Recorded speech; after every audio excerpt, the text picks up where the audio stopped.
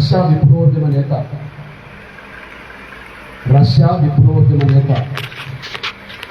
Lenin ఒక సందర్భంలో ఒక మాట అన్నాడు. ఎవరి మాట లేనక ఏ కుట్రలు దాగిన్నాయో అవి పసిగట్టనంత కాలం ప్రజలు మోసపోతూనే ఉంటారు. ఎవరి మాట లేనక ఏ కుట్రలు దాగిన్నాయో ప్రజలు పసిగట్టకపోతే మోసపోతూనే ఉంటారు వారు. ఇప్పుడు కేసీఆర్ మాట లేనక ఏ కుట్రలు దాగి ఉన్నాయో అవి పసిగట్టకపోతే, అవి పసిగట్టి మనం ఎదుర్కోకపోతే మోసపోయేది, నష్టపోయేది మనం. ఈ విషయాన్ని గ్రహించాలని విజ్ఞప్తి చేస్తూ ఆయన మాటలు ఎన్నుకున్నబడే కుట్రలని, మోసాలని, దురుద్దేశాలని సమాజానికి తెలియజెప్పే దిశగా జరుగుతున్న ప్రయత్నంలో ఈ సమావేశం జరుగుతుంది. మీ సోదరుడిగా నేను ఫిబ్రవరి 1వ తారీఖు నాడు సాయంత్రం పూట కేసీఆర్ ప్రెస్ మీట్ పెట్టిన సమయానికి నేను విశాఖపట్నం కేంద్రంలో ఉన్నాను. అప్పటికి ఆంధ్రప్రదేశ్లో 15 రోజుల బట్టి ఉన్నాను. 17వ తారీఖు నాడు ఆంధ్రప్రదేశ్లో అడుగుపెట్టి 1వ తారీఖు వరకు కూడా ఉన్నాను. కానీ 1వ తారీఖు నాడు ఎప్పుడైతే సాయంత్రం పూట కేసీఆర్ గారు ప్రెస్ మీట్లో ఈ రాజ్యాంగాన్ని మార్చాలి అని చెప్పి ఒక అహంకారపూర్తమైన వాక్యం వేశారో, వెంటనే దీన్ని ఎదుర్కొనే దిశగా మనం అప్రమత్తం మన వర్గాన్ని చేయకపోతే చాలా ప్రమాదం ఉంటుందని చెప్పి రాత్రే విశాఖపట్నం నుంచి ట్రైన్లో బయలుదేరి విజయవాడకు బార్డర్గా ఉండబడే ఖమ్మం జిల్లాలో దిగారు. 2వ తారీఖు నుంచి మొదలుకుంటే ఇవాళ 20వ తారీఖు. ఫిబ్రవరి 2వ తారీఖు నాడు 12 గంటల నుంచి ఈ రోజు వరకు రాజ్యాంగాన్ని పరిరక్షించుకోవడానికి ప్రతి ఒక్కరూ ముందుకు రావాలని, రాజ్యాంగాన్ని పరిరక్షించుకోకపోతే మనల్ని మనం రక్షించుకోలేని పరిస్థితులు వస్తామని అప్రమత్తం చేయడం కోసం ఆ రోజు నుంచి ఈ రోజు వరకు ఒక రోజు కూడా వేరే అంశాన్ని దృష్టి పెట్టకుండా నా పర్యటనలు కొనసాగుతున్నాయి, సమావేశాలు జరుగుతున్నాయి. కాంగ్రెస్ వాళ్ళు కేసీఆర్ మాట్లాడిన మాటల్ని 2-3 రోజులు ఖండించి వదిలిపెట్టేశారు. బీజేపీ వాళ్ళు కేసీఆర్ గారు మాట్లాడిన మాటల్ని 2-3 రోజులు రోడ్డు మీదకి వచ్చి నిరసన చేసి వాళ్ళు వదిలిపెట్టారు. ఇంకెవరన్నా ఒకరో ఇద్దరో 2 శక్తులు వాళ్ళు మాట్లాడితే వాళ్ళు వదిలిపెట్టారు. కానీ కేసీఆర్ని వదిలిపెడితే అవకాశాలు కోల్పోయేది మనం కనుక, హక్కులు కోల్పోయేది మనం కనుక, జీవితం కోల్పోయేది మనం కనుక రాజ్యాంగాన్ని కాపాడుకున్న దిశగా జరిగే పోరాటంలో కేసీఆర్ను వదిలిపెట్టే ప్రసక్తి లేదని మాత్రం విజ్ఞప్తిస్తుంది. వదిలిపెట్టే ప్రసక్తి లేదు కాబట్టినే ఆయన మాట్లాడిన రోజు నుంచి ఈ రోజు వరకు కంటిన్యూగా కార్యక్రమాలు జరుగుతూనే ఉంది. దీనికి బలమైన రూపం ఇవ్వడం కోసమే, కేసీఆర్ని ప్రజాబలం ద్వారా హెచ్చరిక చేయడం కోసమే ఏప్రిల్ 9వ తారీఖు నాడు రాజ్యాంగ పరిరక్షణ యుద్ధ పేరుతో మహత్తరమైన కార్యక్రమం జరగబోతుంది. ఆ కార్యక్రమానికి మన వాళ్ళందరినీ ఆహ్వానించడం కోసం, మన వాళ్ళందరినీ సమీకరించడం కోసం, సమావేశానికి వచ్చిన వాళ్ళు బాధ్యత వహిస్తే ఖచ్చితంగా వేలాది మంది ప్రతి నియోజకవర్గం నుంచి రావాలని పిలుపునివ్వడం కోసం ఈ కార్యక్రమాలు జరుగుతున్నాయి. అందులో వాళ్ళు ఇక్కడికి వచ్చారు. ఇకపోతే కేసీఆర్ గారికి ఏ ఉద్దేశం అనే విషయం మాట్లాడుకోకముందు ఈ రాజ్యాంగం ఈ దేశానికి ఏం సేవ చేసింది, రాజ్యాంగమే ఈ దేశానికి లేకపోతే లేదా మనం రాసుకోకపోతే, అది అంబేద్కర్ చేతిలో రాయబడకపోతే పరిస్థితులు ఎలా ఉండే అనడానికి ఒక అంశం అవుతే, రాజ్యాంగాన్ని అమలు చేయని పాలకుల వల్లనే ఈ రాజ్యాంగానికి ప్రమాదం అవుతున్న ఈ నేపథ్యంలో ఎంతో రాజ్యాంగం అమలు జరిగిన తర్వాత ఈ దేశంలో వచ్చిన మార్పులు ఏందనే విషయాన్ని గమనిస్తే, స్వాతంత్రం కంటే ముందు కొన్ని శతాబ్దాల పాటు బ్రిటిష్ వాళ్ళు పరిపాలించిన, కొన్ని వేల సంవత్సరాలు రాజ్యాల పేరుతో రాజులు ఇక్కడ పరిపాలించిన రాని మార్పు 7 దశాబ్దాల్లోనే ఈ రాజ్యాంగం ద్వారా వచ్చిందనే విషయం మనం మర్చిపోవాలి. మళ్ళీ చెప్తున్నా, బ్రిటిష్ వాళ్ళు ఈ దేశానికి రాకముందు మనదంటూ ఒక సమగ్రమైన స్వరూపంతో కూడిన దేశం కాదని, వందలాది రాజ్యాలతో కూడిన రాజ్యాలని, అందులో ప్రతి దానికి రాజులు ఉన్నారని, అందులో సాక్ష్యంగా ఇప్పుడు మనం తెలంగాణ రాష్ట్రంలో పిలువబడుతున్న మనం స్వాతంత్రం వచ్చినాక అది హైదరాబాద్ స్టేట్ ఉన్నదని, నిజాం లొంగిపోనంత వరకు ఇది నైజాం రాజ్యం అనే విషయం మనందరికీ తెలుసు. అంటే ఇక్కడ రాజ్యం ఉన్నది, రాజు ఉన్నాడు అనే విషయం మనం ఎట్లయితే అనుకుంటున్నామో, ఈ భారతదేశానికి ఇప్పుడు ఏ స్వరూపం అయితే వచ్చిందో భౌగోళికంగా, అంతకుముందు వందలాది రాజ్యాలు, వందలాది రాజులు ఉన్నారనే విషయం మనం మర్చిపోవాలి. ఈ నేపథ్యంలో రాజులకు రాజ్యాన్ని పరిపాలించడానికి ఏది ప్రామాణిక గ్రంథం? ఇప్పుడు ఈ దేశానికి ప్రధానమంత్రికి ప్రామాణిక గ్రంథం ఏంటంటే రాజ్యాంగం.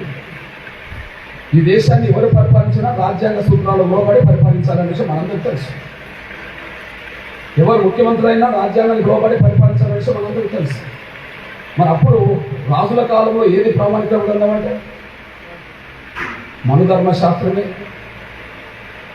మనుధర్మశాస్త్రమే వాళ్ళ ప్రామాణిక గ్రంథం. మనుధర్మశాస్త్రంలో పేద వర్గాలకు విద్య నేర్చుకునే అవకాశం లేదు. ఎవరైనా నేర్చుకుంటే వాళ్ళని రాజులు వచ్చి చంపేవాళ్ళు.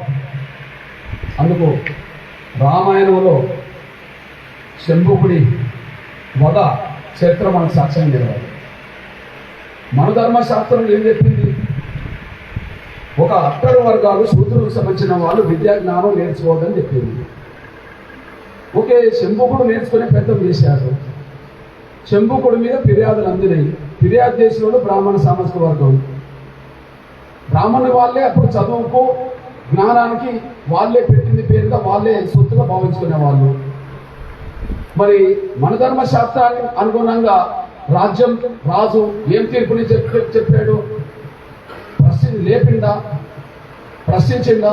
లేదు, లేపలే, ప్రశ్నించలే. అతను మాత్రం చంపేయగలిగాడు ఆనాటి రాజు. ఆ రాజు ఎవరో మీ అందరూ తెలుసు. రాజ్యానికి రాజు అవుతే రాజుకు మన ధర్మశాస్త్రమే ఆధారం తప్ప మానవ ధర్మం వాళ్ళకు లేకుండా పోయిందనే విషయం మనం మర్చిపోవాలి. ఇట్లా చెప్పుకుంటూ పోతే చాలా ఉన్నా కూడా వేల సంవత్సరాలుగా ఈ వ్యవస్థలో చదువు లేని వర్గాలు, గౌరవం లేని వర్గాలు, సంపదకు నోచుకునే వర్గాలు ఈ స్వతంత్ర భారతదేశంలో ఈ 7 దశాబ్దాల్లోనే పురోగతి వైపు ముందుకెళ్తున్నారు. చదువులో కావచ్చు, ఉద్యోగాలు సంపాదించడం ద్వారా కావచ్చు, ఆర్థికంగా కొంత ఎదగడం ద్వారా కావచ్చు, రాజకీయ ప్రాతినిధ్యం పొందడం ద్వారా కావచ్చు. దీని ద్వారా 7 దశాబ్దాలు కొంత పురోగమిస్తున్నారు. 100% సమానత్వం వచ్చిందంటే అది ఎవరూ అంగీకరించలేని విషయం. కానీ పురోగమనం వైపే వెళ్తున్నారు అనేసి మనం మర్చిపోతాం. మరి వేల సంవత్సరాలుగా లేనిది ఈ 70 సంవత్సరాల్లోనే ఎందుకు పురోగమిస్తున్నారంటే దానికి రాజ్యాంగమే కారణం. రాజ్యాంగం లేకపోతే వీళ్ళ పురోగమనం ఎట్లుండేది అని చెప్పడానికి సాక్ష్యం చెప్తాం. మీరు భారత రాజ్యాంగాలు చదవాలనుకుంటే ఒక 10-15 మనకు బుక్ షాప్లో దొరుకుతాయి. కానీ అందులో అత్యున్నతమైన భారత రాజ్యాంగం రాసిన వాళ్ళు గ్రాన్విల్ ఆస్టిన్. ఇది మీరు చదివితే, గ్రాన్విల్ ఆస్టిన్ ఇది మీరు చదువుకున్న వాళ్ళందరూ చదివితే, భారతదేశంలో ఈ రాజ్యాంగం రాసినప్పుడు ఈ రాజ్యాంగంలో పొందుపరచబడిన ప్రతి చట్టం, ప్రతి నిబంధన, ఆ నిబంధన విషయంలో ఎన్ని రకాలుగా చర్చలు జరిగినాయి, ఆ చర్చల్లో ఎవరెవరు ఎట్లా పాల్గొన్నారనే విషయాన్ని కూలంకషంగా చర్చించిన గ్రంథం ఇది భారత రాజ్యాంగం. ఇది ఆయన మన దేశస్థుడు కాదు. భారతదేశంలో భారత రాజ్యాంగం మీద రాసిన వాళ్ళందరికంటే ఈ గ్రంథమే అత్యున్నత గ్రంథం అని చెప్పి ఈ దేశం ఒప్పుకుంటుంది. ఇప్పుడు ప్రపంచం కూడా దీన్నే చదువుతుంది. భారతదేశ గ్రంథం రాజ్యాంగం. దీని మీద ఆ మేధావి మీద ది ఎకనామిస్ట్ అనే ఒక పత్రిక ఏం రాసిందో చూడాలి. ఆయన ముందు మాట కూడా చెప్తాను. భారత రాజ్యాంగంపై సాధికారత కలిగిన ప్రపంచ ప్రసిద్ధ నిపుణుల్లో ఒకరైన గ్రాన్విల్ ఆస్టిన్ మౌలిక ఆధారాలతో చేసిన ఈ అత్యుత్తమైన రచనలో భారత రాజ్యాంగ నిర్మాతల ఆదర్శాలను, ప్రేరణలను, దూరదర్శిని కూలంకషంగా పరిశీలించారు. భారతదేశ లక్ష్యాల వ్యక్తీకరణలో, అవసరమైన పాలనా వ్యవస్థల రూపకల్పనలో వారు ఏ మేరకు విజయం సాధించారో విశ్లేషించారు. ఇక్కడ ఇంకోసారి గమనించారు. ఇప్పుడు భారత రాజ్యాంగం సామాజిక విప్లవానికి ఎలా దోహదం చేస్తుందో ఇది గ్రహిస్తారని ఆశిస్తున్నాను. భారత రాజ్యాంగం సామాజిక విప్లవానికి ఎలా దోహదం చేస్తుందో అనే విషయాన్ని, ఒక ఆధునీకరించే శక్తిగా ఎలా నిలుస్తుందో ఈ పుస్తకం వివరిస్తుంది. రాజ్యాంగంలోని మూల సూత్రాల్లో ప్రస్తుత భవిష్యత్ సమస్యల పరిష్కార మార్గాలు ఉన్నాయని రచయిత చెప్పారు. ప్రస్తుతం భవిష్యత్ సమస్యలకు కూడా పరిష్కార మార్గాలు అని చెప్పి రచయిత చెప్పారు. అని చెప్పి ది ఎకనామిక్స్ పుస్తకం ఆయన మీద రాస్తాం. అన్న మనం అర్థం చేసుకోవాల్సింది ఏంటంటే, రాజ్యాంగంలోని మూల సూత్రాల్లో ప్రస్తుత భవిష్యత్ సమస్యలకు పరిష్కార మార్గాలు ఉన్నాయని చెప్పారు. అంటే భవిష్యత్ సమస్యలు కూడా పరిష్కార మార్గాలు ఉన్నాయని చెప్పారు కదా. ఎలా ఉన్నాయి అనేసి ఒక అంశం. రెండోది, భారత రాజ్యాంగం సామాజిక విప్లవానికి ఎలా దోహదం చేస్తుందో అని కూడా వివరించారు. సామాజిక విప్లవానికి ఎలా దోహదం చేస్తుందని కూడా విశ్లేషించారు. ఇకపోతే తను ఏం రాసిందో చూడాలి. ఇప్పుడు కేసీఆర్ గారు ఇప్పుడు అన్నాడు, కేసీఆర్ గారు బహిరంగంగా అన్నాడు. కానీ బహిరంగంగా అనని వాళ్ళ మనసులో కూడా కొంతమందికి ఉన్నది, ఈ రాజ్యాంగం అవసరం లేదు అని చెప్పి. అది ఈయన దృష్టిలో కూడా ఉన్నది, ఈ రచయిత దృష్టిలో కూడా ఉన్నది. ఎందుకంటే ఇది రాసింది ఎప్పుడు? 23 సంవత్సరాల క్రితం. 23 సంవత్సరాల క్రితం ఇది మనకు ప్రింట్ అయింది. అప్పుడు ఈయన దేశంలో ఉన్న ప్రముఖ మేధావులతో, రాజకీయ నాయకులతో చర్చించినాకనే మొత్తం పార్లమెంట్లో జరిగిన ప్రతి చర్చ సారాంశాన్ని మొత్తం లిఖితపూర్వకంగా చూసుకున్న తర్వాతనే ఇదంతా విశ్లేషించారు. ప్రతి దానికి ఆధారం చెప్పేశారు. ఇప్పుడు కేసీఆర్ లాంటి వాళ్ళ అభిప్రాయం ఎట్లయితే మనకు అనిపించిందో, ఆయన మాట్లాడుతున్నప్పుడు కూడా కొంతమంది ఇట్లా మాట్లాడిందనే విషయం కూడా ఆయన రాస్తున్నారు. అని ఇప్పుడే కాదు, ఇది అప్పుడు కూడా ఉన్నదని చెప్తున్నది. ఇక ఆయన ఏం మాట్లాడింది చూడండి. ఈ మధ్య రాజ్యాంగ రచయితలని, రాజ్యాంగాన్ని అవహేళన చేయడం కొందరికి సరదాగా మారింది అని. ఎప్పుడు రాసింది ఇది? 99లో. ఈ మధ్య రాజ్యాంగ రచయితలని, రాజ్యాంగాన్ని అవహేళన చేయడం కొందరికి సరదాగా మారిందని రాసింది ఆయన. అంటే కేసీఆర్ లాంటి వ్యక్తులు అప్పుడు ఆయనకు ఎదురు జరిగింది అనే విషయం మనకు అర్థమవుతారు. అంతే కదా. ఇంకా ముందుకెళ్తా ఉన్నాడు చూడండి. అందువల్లనే వారు రాజ్యాంగాన్ని మార్చాలని అంటున్నారు, విమర్శిస్తున్నారు. నా దృష్టిలో ఇవన్నీ దారి తప్పిన ఆలోచనలు అన్నారు. ఆయన ఇక్కడైనా కాదు, అవన్నీ దారి తప్పిన ఆలోచనలు అని చెప్పి, రాజ్యాంగం రాసే సమయానికి 50 ఏళ్ళ అనుభవం రాజ్యాంగానికి ఉన్నాయి. ఇది రాసేటప్పుడు, దీన్ని రాసేటప్పటికి అప్పటికో 50 ఏళ్ళు ఉన్నాయి. ఆ 50 ఏళ్ళ గురించి ఆయన ఏమంటాడో చూడండి. ఒకసారి వెనుదిరిగి 50 ఏళ్ల గతాన్ని పరిశీలించినప్పుడు జాతి లక్ష్యాలను నిర్దేశించడంలో, వాటికి కావలసిన పాలనా వ్యవస్థలను అందించడంలో రాజ్యాంగ రచయితలు సాధించిన విజయం ఆశ్చర్యాన్ని కలిగిస్తుందని కూడా రాశారు. అప్పటికి ఎన్నేళ్ళు? 50 ఏళ్ళు. 50 ఏళ్ల రాజ్యాంగం అప్పటికే ఈయన రాసిన దాని ప్రకారం అది సాధించిన విజయం ఆశ్చర్యం కలిగిస్తుందని కూడా రాశాడు. అసలు భారత రాజ్యాంగం భారత జాతికి అద్భుతమైన సేవ చేసింది అని రాశాడు. దీన్ని మనం విశ్లేషించుకుంటే ఇది ఎంత మేరకు కరెక్ట్ అనే విషయం కూడా మనం అర్థం చేసుకోవాల్సిన బాధ్యత మనకు ఉంటాం. దీన్ని విశ్లేషించుకుంటే చాలు. ముందుగా ఆయన ఏమన్నాడు? రాజ్యాంగంలోని మూల సూత్రాల్లో ప్రస్తుత భవిష్యత్ సమస్యలకు పరిష్కార మార్గాలు ఉన్నాయని రాశాడు. కదా? అవును. రాజ్యాంగంలో ఏంటిది? ఆయన ముందే చెప్పాడు. ప్రస్తుతం పరిస్థితులకు అనుగుణంగా రాజ్యాన్ని రాసుకుంటున్నట్టు కనిపిస్తున్నా, భవిష్యత్ అవసరాల రీత్యా కూడా ఏ సమస్యలన్నా ఈ రాజ్యాంగంలో పరిష్కారం లేకపోతే ఆ సమస్యలకు పరిష్కారం చూపే విధంగా రాజ్యాంగ సవరణ కూడా చేసుకోవచ్చు అన్నాడు. సింపుల్ విషయం చెప్తూ, ఈ రాజ్యాంగంలో ఇప్పుడున్న ఏదైనా చట్టం వద్దనుకుంటే దాన్ని పార్లమెంట్ ద్వారా మెజారిటీ ఉంటే తొలగించుకోవచ్చు అని నంబర్ 1. 2, ఈ రాజ్యాంగంలో ఏదైనా ఒక చట్టంలో ఏదైనా చిన్న మార్పు చేసుకోదలుచుకుంటే మార్పులు చేసుకోవడానికి కూడా రాజ్యాంగ సవరణ చేసుకోవచ్చు అన్నది. 3, ఈ దేశంలో ఇప్పుడున్న సమస్యలకు పరిష్కారం మనం చూపెట్టకపోతే రాజ్యాంగ సవరణ ద్వారా కొత్త చట్టం కూడా తెచ్చుకోమని చెప్పేసి ఉన్న చట్టం రద్దు చేసుకోమన్నది, ఏది అవసరం అనుగుణంగా లేకపోతే చట్టం రద్దు చేసుకోమన్నది, లేదా చట్టాన్ని మార్చుకోమన్నది, లేదా కొత్త చట్టం తెచ్చుకోమన్నది. దీనికి అనుగుణంగానే ఈ దేశంలో 70 ఏళ్ళు జరుగుతూ వస్తున్నాయి. ఒకనాడు ఎస్సీ ఎస్టీలకే వర్తించే రిజర్వేషన్లు, ఒకనాడు ఎస్సీ ఎస్టీలకే వర్తించే రిజర్వేషన్లు అది బీసీలకు ఉత్పన్నమవుతలేవా? అది బీసీలకు వర్తించట్లేదా?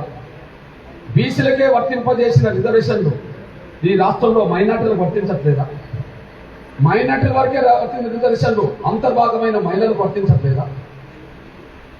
మహిళలకు కూడా సంబంధం లేని అన్ని వర్గాల్లో ఉండబడే వికలాంగులకు కూడా వర్తించట్లేదా? ఇవాళ ఈ దేశంలో అగ్రకులాల పేదలు కూడా రిజర్వేషన్లు అనేది ఇప్పుడు ఈ రాజ్యాంగం ద్వారా రాజ్యాంగ సవరణ ద్వారా తెచ్చుకోలేదా? ఒకనాడు లేని ఇప్పుడు అన్ని రాజ్యాంగ సవరణ ద్వారా తెచ్చుకుంటున్నాం కదా. నంబర్ 1 అంటే భవిష్యత్ అవసరాల రీత్యా ఏ సమస్య అయినా పరిష్కరించుకోవడానికి రాజ్యాంగ సవరణ ద్వారా అవకాశం ఉన్నది అనడానికి ఇవన్నీ ఒక మన సాక్ష్యం. 2, ఏదైనా చిన్న సమస్య ఒక రాజ్యాంగంలో ఒక చట్టం మార్చుకోవాలనుకో అవును మార్చుకుంటాం. నేను ఒకరోజు ఢిల్లీలో ఉన్నా, పార్లమెంట్ సమావేశాలు జరుగుతున్నాయి. ఆ పార్లమెంట్ సమావేశంలో ఒక పేరును మార్చుకోవడానికి రాజ్యాంగ సవరణ చేశారు. ఒక పేరులో 3 అక్షరాల పేరులో ఒక అక్షరం వాళ్ళకి ఇష్టం లేదు, అక్షరాన్ని మార్చుకోవడానికి రాజ్యాంగ సవరణ తీసుకొచ్చారు. అవును, రాజ్యాంగంలో మన పక్క దక్షిణాది రాష్ట్రమైన ఒరిస్సా, మనం అంతకుముందు ఏమనుకున్నాం, ఒరిస్సా అని అనుకునే వాళ్ళం కదా. కానీ వాళ్ళు ఏమనుకున్నారు, చరిత్రలో మాది ఒడియా భాష కాబట్టి రాజ్యాంగంలో ఒరిస్సా అని పడ్డది. మేము ఒరిస్సా వాళ్ళం కాదు. ఎగ్జాంపుల్, తమిళనాడు రాజధాని ఒకనాడు మనం మొన్నటి వరకు మద్రాసు అని పిలుచుకున్నాం. కానీ చరిత్రలో దాని పేరు చెన్నై పట్టణం కదా. వాళ్ళు చెన్నైగా మార్చుకున్నారా లేదా? చరిత్రలో మనకు మహారాష్ట్ర రాజధాని మొన్నటి వరకు మనం బొంబాయి అనుకున్నాం. కానీ చరిత్రలో వాళ్ళకి ముంబై అయితే వాళ్ళు ముంబై మార్చుకున్నారా లేదా? అట్లనే ఒడిస్సా అనే పేరు కాదు మాది, మేము ఒడియా భాష మాట్లాడే వాళ్ళం కాబట్టి తీసేసి డీ పెట్టమని చెప్పేశారు. పార్లమెంట్లో చర్చ జరిగింది. మరి పార్లమెంట్లో రాజ్యాంగ సవరణ ద్వారా తీసేసి డీ పెట్టడం వల్లనే ఇప్పుడు ఒడిస్సా అయిపోయింది అనేసి కూడా మీరు మర్చిపోతే సరైన అనుకుంటున్నాం. అంటే ఏదైనా ఒక చట్టంలో మార్పులు తెచ్చుకోవాలంటే తెచ్చుకోవచ్చని రుజువైంది కదా. కాదు, ఒక చట్టాన్ని రద్దు చేసుకోవాలనుకుంటాం. అవును, పార్లమెంట్లో మెజారిటీ ఉంటే ఆ చట్టం అవసరం లేదనుకుంటే రద్దు చేసుకోవచ్చు కదా. ఎగ్జాంపుల్, మనకి ఇష్టమున్నా లేకపోయినా భారతదేశంలో ఉండబడే అన్ని రాష్ట్రాలు కేంద్రం దృష్టిలో సమానంగా ఉంటాయి. అన్ని రాష్ట్రాలకు కేంద్ర సంబంధాలు రాష్ట్ర సంబంధాలు సమానంగా ఉంటాయి. దానికి భిన్నంగా జమ్మూ కాశ్మీర్కు ప్రత్యేక రైట్స్ ఉన్నాయి అనుకున్నాను. దానికి భిన్నంగా ప్రత్యేక రైట్స్ అయితే జమ్మూ కాశ్మీర్కు ఉన్నాయి. ఆ జమ్మూ కాశ్మీర్కు ప్రత్యేక రైట్స్ ఉండబడే చట్టం ఏంది 370. అలా 370. మరి మిగిలిన రాష్ట్రాలకు లేనిది దానికి ఎందుకని ఇప్పుడు చర్చ జరిగింది అనుకో.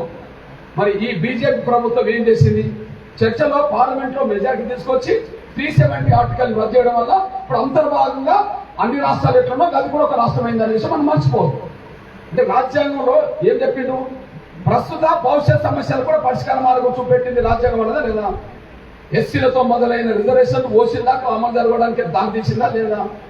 ఒక అక్షరం పేరు మార్చుకోవాలంటే మార్చుకోవడానికి రాజ్యాంగం అంగీకరించిందా లేదా? ఒక చట్టాన్ని రద్దు చేసుకోవాలంటే రద్దు చేసుకున్నది అనే విషయం మనకు ఆధారమైందా లేదా? రేపు ఇంకా 100 సమస్యలు వచ్చినా కూడా పరిష్కార మార్గాలు చూపెట్టేది రాజ్యాంగం అని చెప్పడానికి ఇది సాక్ష్యం. అందులో చెప్తున్నా, 7 దశాబ్దాలు కాదు, రాబోయే 7 శతాబ్దాలైనా ఇదే రాజ్యాంగం ఈ దేశానికి మార్గం చూపెట్టారు. 7 దశాబ్దాలు కాదు, రాబోయే 7 శతాబ్దాలకైనా ఈ రాజ్యాంగమే ఈ దేశానికి దిక్సూచిగా పనిచేస్తుంది. ప్రతి సమస్యకు పరిష్కార మార్గం వెతకడానికి రాజ్యాంగంలోనే మార్గాలు ఉన్నప్పుడు ఈ రాజ్యాంగం వద్దనేటోళ్ళ స్వభావాన్ని అర్థం చేసుకోవాల్సిన బయటకునేటప్పుడు.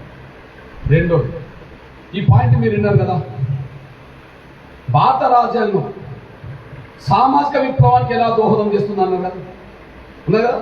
మీరు ఎగ్జాంపుల్ మనం చూసుకున్నాం, ఈ దేశంలో కోట్లాది మంది ప్రజలు ఉండబడి మన భారతదేశంలో స్త్రీలకు స్వేచ్ఛ ఉండేనా, స్త్రీలకు గౌరవం ఉండేనా, స్త్రీలకు ఆస్తిలో హక్కు ఉండేనా, స్త్రీలకు ఎందులోనన్నా ప్రాతినిధ్యం ఉండేనా? లేదు కదా. మనందరూ కలిసి తెలుసుకోవడం ఇప్పుడు కాదు ఒకనాడు ఈ దేశంలో ఈ రాజ్యాల్లో మనధర్మ శాస్త్రం అమలు జరిగిన సమయంలో స్త్రీలకు స్వేచ్ఛ ఎక్కడ, స్త్రీలకు ప్రాతినిధ్యం ఎక్కడ, స్త్రీలకు గౌరవం ఎక్కడ, స్త్రీలకు అభివృద్ధి ఎక్కడ, స్త్రీలకు హక్కు ఎక్కడ లేవు కదా. చరిత్ర మొత్తం మీరు పొడవు చూసినా కూడా స్త్రీలకు ఉండదు. ఈ నేపథ్యంలో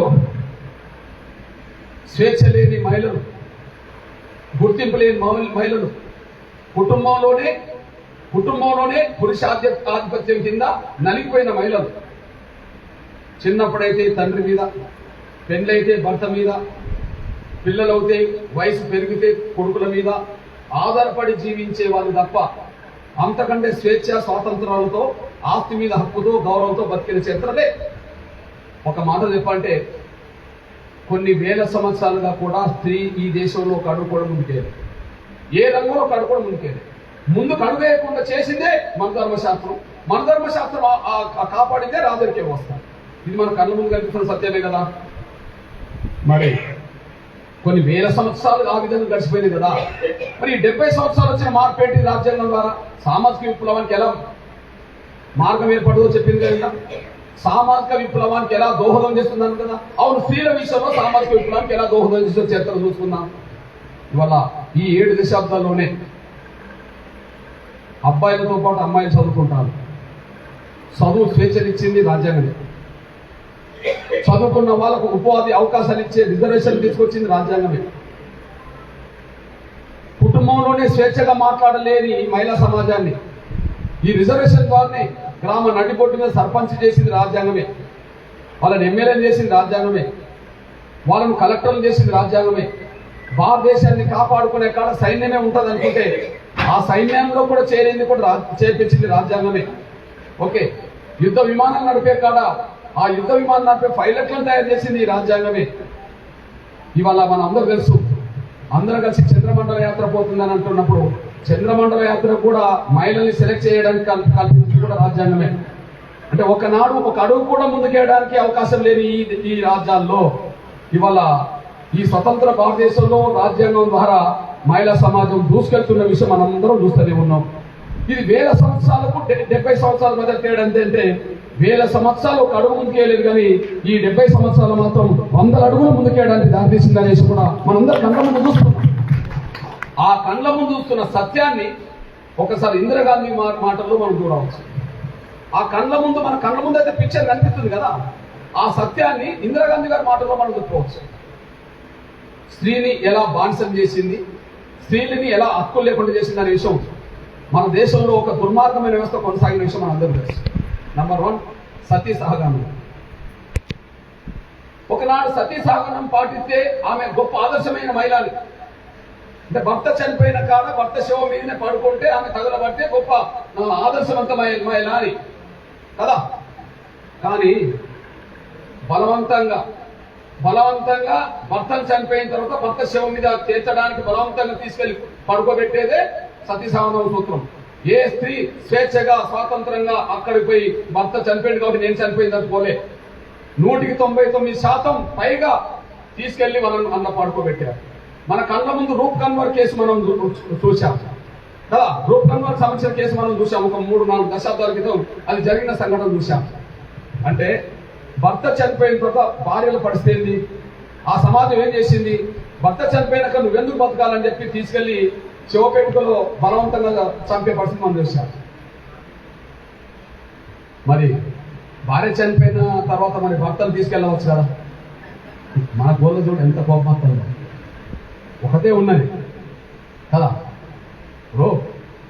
భర్త చనిపోయినాక భార్య బతకద్దు, భర్తతోటి భార్య వెళ్ళిపోవడమే ఆమె స్వర్గానికి పోతుందని చెప్పి నమ్మితే, మరి భార్య చనిపోయిన కూడా బతకడం ఎందుకు? భర్త ఈయన కూడా భార్యతో అక్కడ పోవచ్చు కదా. అమ్మో అక్కడికి ఓడి ఇక్కడనే ఉంటాం, వాళ్ళు మాత్రం అక్కడికి పంపుతాం శవం మీద అక్కడ మంటలు చూసాం మనందరం. అంటే వ్యవస్థ ఇప్పుడు అది ఉంటుందా?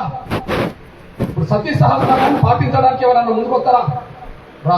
ఎందుకు ముందుకు రారు? సతీ సహగమనాన్ని మనం కళ్ళ ముందు రూప్ కన్వర్ చేస్తే ఆ రూప్ కన్వర్ చనిపోవడానికి కారకులైన వాళ్ళందరి మీద కేసు పెడితే జైలు పాలైందనేసి కూడా మీరు మర్చిపోతారు. రాజ్యాంగమే స్త్రీలను ఈ దేశంలో కాపాడింది అని అంటే సాక్ష్యం. అదే సమయంలో మీ అందరూ తెలుసు, మన ఇళ్ళల్లో మన గ్రామాల్లో ఇప్పటికీ మీరు గమనించండి, మన ఇళ్ళల్లో మన అక్కో చెల్లో మన తల్లో భర్తను కోల్పోయింది, భర్త చనిపోతే వాళ్ళను ఎక్కడన్నా భర్తను కోల్పోయిన చెల్లెల్ని తల్లుల్ని అక్కల్ని ఎవరన్నా శుభకార్యాల్లో ముందు పెడతారా? ఎవరన్నా శుభకార్యాలను ముందుకు తీసుకొచ్చి ముందు పెడతారా? పెట్టరు. ఎందుకు పెట్టరు? భర్తను చనిపోయిన వాళ్ళని తీసుకొస్తే మన వీళ్ళకు అరిష్టం అవుతుందని చెప్పి ఏదో ఒక రకంగా ఆ దుర్మార్గమైన దుర్బుద్ధిని తీసుకొచ్చి వీళ్ళని దూరం పెట్టేవాళ్ళు. మరి భర్తను కోల్పోయిన ఆ ఆడపడుచులకోమో శుభకార్యాలను ముందు తీసుకెళ్ళాలి కదా. మరి భార్యను కోల్పోతే భర్తను మాత్రం అన్నింటిలో పోతారుగా. వీళ్ళకి పర్మిషన్ అంటే పర్మిషన్ లేదు అక్కడ ఇప్పుడు, అంతేనా కదా? భార్యను కోల్పోయిన మరి పోయి ముందు వరుసలో నిలబడుతుంది కదా అన్నింటిలో. అంటే ఎవరికి కండిషన్ పెట్టింది? ఎవరికి స్వేచ్ఛ లేకుండా చేసింది? ఎవరికి శుభకార్యంలో పాల్గొనలేకుండా చేసింది? ఇక్కడనే కదా. దాన్ని దృష్టి పెట్టుకొని ఇందిరాగాంధీ అన్న మాట చెప్తున్నాను నేను. దాన్ని దృష్టి పెట్టుకొని ఇందిరాగాంధీ అన్న మాట చెప్తున్నా. ఒకరోజు ఇందిరాగాంధీ గారు, భర్తను కోల్పోయిన ఇందిరాగాంధీ గారు, ప్లీజ్, భర్తను కోల్పోయిన ఇందిరాగాంధీ గారు పూరి జగన్నాథ దేవాలయానికి వెళితే ఇందిరాగాంధీ గారు చెప్పిన మాట, భర్తను కోల్పోయిన ఇందిరాగాంధీ గారు పూరి జగన్నాథ్ సంబంధించిన దేవాలయానికి వెళ్తే, నువ్వు విధవరాలు, నువ్వు వితంతురాలు, నీకు ఈ గుడిమెట్టు ఎక్కడానికి నీకు అవకాశం లేదని చెప్పి ఆమెను దేవాలయానికి వెళ్లకుండానే వెనుకలు నెట్టేసిన చరిత్ర ఆమెకు తెలుసు, దేశానికి చెప్పేసింది. ఆమె ఏమన్నదంటే, అంటే వేల సంవత్సరాల క్రితం జరిగింది కదా చరిత్ర. ఇక ఆమె ఏమన్నది చూడండి. ఈ దేశ సాంప్రదాయం నన్ను గుడిమెట్లు కూడా ఎక్కనివ్వలేదు. ఈ దేశ సాంప్రదాయం నన్ను గుడిమెట్లు ఎక్కనివ్వలేదు, కానీ అంబేద్కర్ రాసిన రాజ్యాంగం మాత్రం ఈ దేశానికి నన్ను ప్రధానమంత్రి చేసిందని. ఈ దేశ సాంప్రదాయం నన్ను గుడిమెట్టు కూడా ఎక్కనివ్వలేదు, కానీ అంబేద్కర్ రాసిన రాజ్యాంగం మాత్రం నన్ను ఏకంగా తీసుకెళ్లి ప్రధానమంత్రి సీట్లో కూర్చోలేదు. రాజ్యాంగం గురించి మాట్లాడి ఏం చెప్పాడు, ఏమన్నాడో మనం చూశాం కదా. భారత రాజ్యాంగం సామాజిక విప్లవానికి ఎలా దోహదం చేస్తుందో అని రాశాడు కదా. ఇది ఎంత విప్లవం చెప్పండి రాజ్యాంగం ద్వారా. ఇందిరాగాంధీని గుడిమెట్టు ఎక్కనివ్వలేదు, కానీ ఆమె ప్రధానమంత్రి కాదు. గుడిమెట్టు ఎక్కనివ్వని ఏంటిది? సాంప్రదాయం. ప్రధానమంత్రి చేసింది ఏంటి? భారత రాజ్యాంగం. అంబేద్కర్ ఆ ముందు చూపుతో చేసిన కార్యక్రమంలో భాగంగా ఇదంతా కూడా మీరు మర్చిపోయి. రెండో విషయం, సామాజికంగా ఈ దేశ ప్రధానమంత్రి ఇప్పుడు బీసీ. తనే చెప్పుకుంటాడు నేను బీసీని అని చెప్పి. బీసీలో కూడా అత్యంత పేద కుటుంబం వచ్చిన వ్యక్తి. బలహీన వర్గాల్లో కూడా మన పేద కుటుంబం వచ్చినది. ఆయన పేదరికాన్ని గుర్తు ఆయన చేసిన వృత్తే కదా, ఆయన చేస్తున్న పనే కదా. తల్లిదండ్రులకు సహాయపడడానికి టీ గ్లాసులు కడిగినోడే కదా. చిన్న టీ కొట్టు ఎవరు పెట్టుకుంటారు? ఏ ఆదాయం లేని వాళ్ళు, ఏ ఆదాయం లేని వాళ్ళే టీ కొట్టు పెట్టుకుంటారు కదా. మరి ఆ టీ కొట్టు పెట్టుకున్న కాడ నరేంద్ర మోడీ గారు ఏం చేశాడు? ఆయన చెప్పుకున్నాడు కదా, నా తల్లిదండ్రులు టీ అమ్ముతుంటే టీ గ్లాసులు నేను కడిగి టీ ఇచ్చినోని అని ఆయన చెప్పుకున్నాడు కదా. మళ్ళా చెప్పుకున్నాడు కదా, ఈ దేశానికి ఛాయ్ వాళ్ళ ప్రధానమంత్రి అని చెప్పుకున్నాడు కదా. మరి ఆయన ఏం రాసిండో చూడండి. ఈ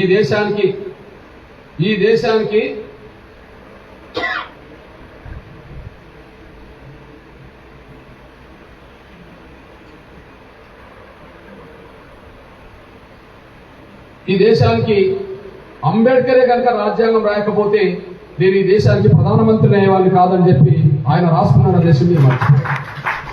అది డాక్టర్ బాబాసాహెబ్ అంబేద్కర్ విగ్రహం దగ్గర పార్లమెంట్లో అడుగుపెట్టిన రోజు అంబేద్కర్ విగ్రహం దగ్గరికి వెళ్ళి ఈ దేశానికి నేను ప్రధానమంత్రిని అయినంటే, ఒక ఛాయ్ వాళ్ళ ప్రధానమంత్రి అయినంటే అంబేద్కర్ రాష్ట్ర రాజ్యాంగం వల్లనే ఈ దేశానికి ప్రధానమంత్రి కాదని.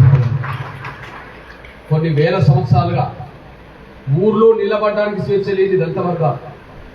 కొన్ని వేల సంవత్సరాలుగా అంట్రాంతరాన్ని పాటించి కొన్ని వేల సంవత్సరాలుగా ఊర్లో కూడా స్వేచ్ఛ లేకుండా, చదువు లేకుండా, గౌరవం లేకుండా బతికిన ఈ వర్గాల సంబంధించిన వాళ్ళు ఇవాళ ఒక గ్రామానికి సర్పంచ్ నుంచి మొదలుకుంటే ఎదిగి ఈ దేశానికి భారత ప్రథమ పౌర స్థానంలో ఒక రాష్ట్రపతి హోదాలో ఇవాళ కోవింద్ గారు ఉన్నారంటే భారత రాజ్యాంగం స్వరూపం నుండి వచ్చిన ఫలితమే తప్ప ఇంకొకటి కాదు అనే విషయం మనం మర్చిపోదాం సార్. ఇవన్నీ మన కళ్ళ ముందు కనిపిస్తున్న సత్యం. వాళ్ళు ఎస్సీలైనా బీసీలైనా మైనార్టీలైనా అగ్రకులాల పేదలైనా వాళ్ళు చదువుకుంటుండ్రు, లేదా ఉద్యోగాలు చేస్తుండ్రు, కొంత ఆర్థికంగా ఎదుగుతుండ్రు, కొంత ముందుకెళ్తుండడానికి కారణం ఎవరు? ఇవన్నీ అవకాశాలు రాజరిక వ్యవస్థలు అయితే లేవు కదా, మరి ఇప్పుడే వస్తున్నాయి కదా. దీనికి కారణం అయితే రాజ్యాంగమే కదా. రాజ్యాంగ స్ఫూర్తిని అర్థం చేసుకుంటే ఇవన్నీ ముందుకెళ్ళడానికి దారితీస్తుంది. కానీ కేసీఆర్లో రాజ్యాంగ స్ఫూర్తి అంటే ఏముండాలి? రాజ్యాంగాన్ని గౌరవించడం లేదు. రాజ్యాంగాన్ని గౌరవించడం ఎవరు? రాజ్యాంగంలో ఏ స్ఫూర్తి ఉన్నదో దాన్ని అమలు చేస్తూ రాజ్యాంగాన్ని గౌరవించినట్టు. కేసీఆర్కు ఆ స్ఫూర్తి లేదనేసి మీరు మర్చిపోతారు సార్ అనుకుంటున్నారు. కేసీఆర్కు ఆ స్ఫూర్తి లేకపోవడమే అసలు సమస్యలు కూడా మీరు చూసుకుంటున్నారు. అందుకు సాక్ష్యంగా మీకు అన్నం చెప్పేది ఏంటంటే, ముందుగా భారత రాజ్యాంగ నిర్మాతనే గౌరవించిన వ్యక్తి కేసీఆర్. భారత రాజ్యాంగ నిర్మాతనే గౌరవించిన వ్యక్తి కేసీఆర్. రాజ్యాంగ నిర్మాతనే గౌరవించిన వాడు ఏ ఉద్దేశంతో గౌరవించడు? నేను అనుకుంటున్నా, ఒక దళితుడిని నేను ఎందుకు గౌరవించాలనే ఒక అహంకారంతో గౌరవించాడు. ఒక దళితుడైన అంబేద్కర్ను ఎందుకు గౌరవించాలనే ఆలోచనతోనే గౌరవించాడు. అంతకంటే వేరే కారణం లేదు. మీరు ఒకసారి గమనించండి, ఆయనలో ఎలా దురహంకారం ఆయనలో ఉంటుందో ఒకసారి గమనించండి. భారత రాష్ట్రపతిగా ప్రణబ్ ముఖర్జీ ఉన్నప్పుడు కేసీఆర్ గారు ఆయన వచ్చినప్పుడల్లా పాద నమస్కారం చేస్తారు. కానీ ఇప్పుడు ఒక దళితుడు రాష్ట్రపతి ఉన్న కాలంలో మీరు చూడండి, ఒక బోకే ఇచ్చి నిలబడతారు. ఏమర్థమో చెప్పండి? నువ్వు రాష్ట్రపతికి పాదాలు నమస్కారం చేసావా, రాష్ట్రపతి హోదాలు చేసావా, కులాన్ని చేసావా? ఇద్దరు రాష్ట్రపతులే కదా. ప్రణబ్ ముఖర్జీ రాష్ట్రపతి, కోవింద్ రాష్ట్రపతి. ఒక ఆయనకు పాద నమస్కారం ఎందుకు చేస్తావు వచ్చినప్పుడు, ఒక ఆయనప్పుడు బోకే చేతులకు నిలబడతావు? ఏ ఉద్దేశం చెప్పాలంటే, ఈయన బ్రాహ్మణుడు కాబట్టి పాద నమస్కారం చేస్తాడు, ఆయన దళితుడు కాబట్టి చేతికి బోకే ఇస్తాడు అనేసి మీరు మర్చిపోతుంది. ఆయన ముందు కళ్ళ ముందు కనిపిస్తున్న సార్. రాష్ట్రపతిగా కులానికి నువ్వు దండం పెట్టేది దేనికో అనేసి మనం అర్థం చేసుకోవాలి. మీరు గమనించండి, కోట్లాది మంది ప్రజలు వాళ్ళ విలేజ్గా భావించుకుంటే సమ్మక్క సారక్క కదా. 2 సంవత్సరాలకు ఒకసారి వచ్చే ఒక కుంభమేళ లాంటి ఒక జాతర, ఆసియా ఖండంలోనే అతిపెద్ద 2వ జాతరగా పేరు కన్న జాతర కదా. ఈయనకు 2 సంవత్సరాలు ఒకరోజు తీరిక లేకుండా అక్కడికి పోనేపోడు. కానీ ఆయన నమ్ముకున్న యాదాద్రి దేవాలయం చుట్టూ మాత్రం వారానికి 10 రోజులకు, నెల రోజులకు, 2 రోజులకు ఒకసారి పోతూనే ఉంటారు.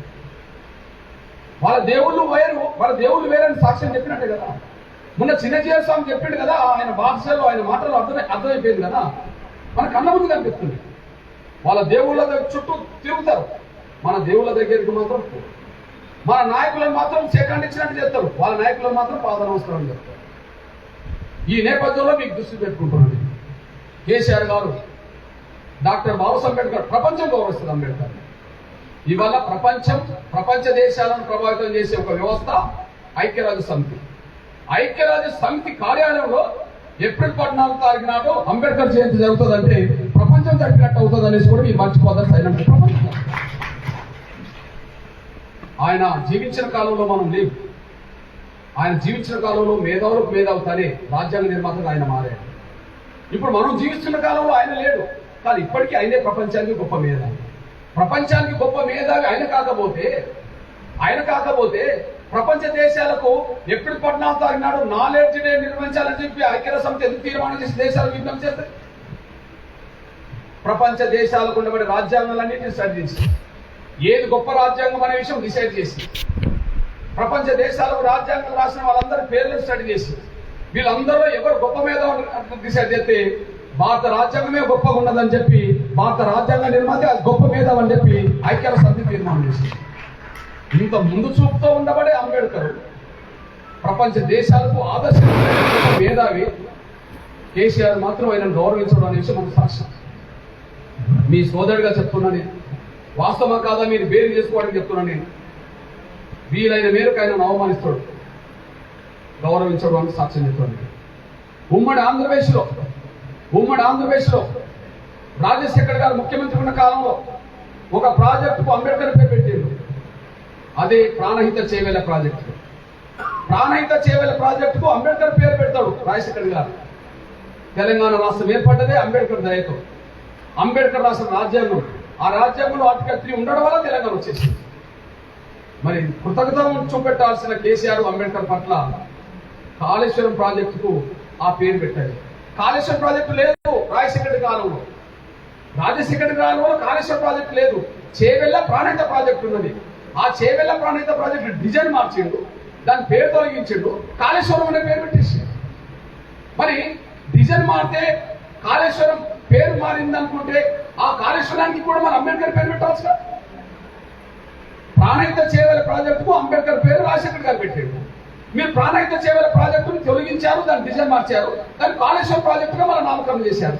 మరి కాళేశ్వరం ప్రాజెక్టుకు ఒక పేరైతే లింక్ పెట్టాలి కదా, అంబేద్కర్ పేరు పెట్టాలి కదా. అంబేద్కర్ పేరు పెట్టాలి. సిరిసిల్లాకు రాజన్న పేరు పెట్టాలి, రాజన్న సిరిసిల్ల అంటలే. యాదాద్రి భువనగిరి జిల్లాకు యాదాద్రి జిల్లా అంటలే. కొత్తగూడెంకు భద్రాద్రి కొత్తగూడెం అంటలే. గద్వాలకు జోగులాంబ గద్వాల అంటలే.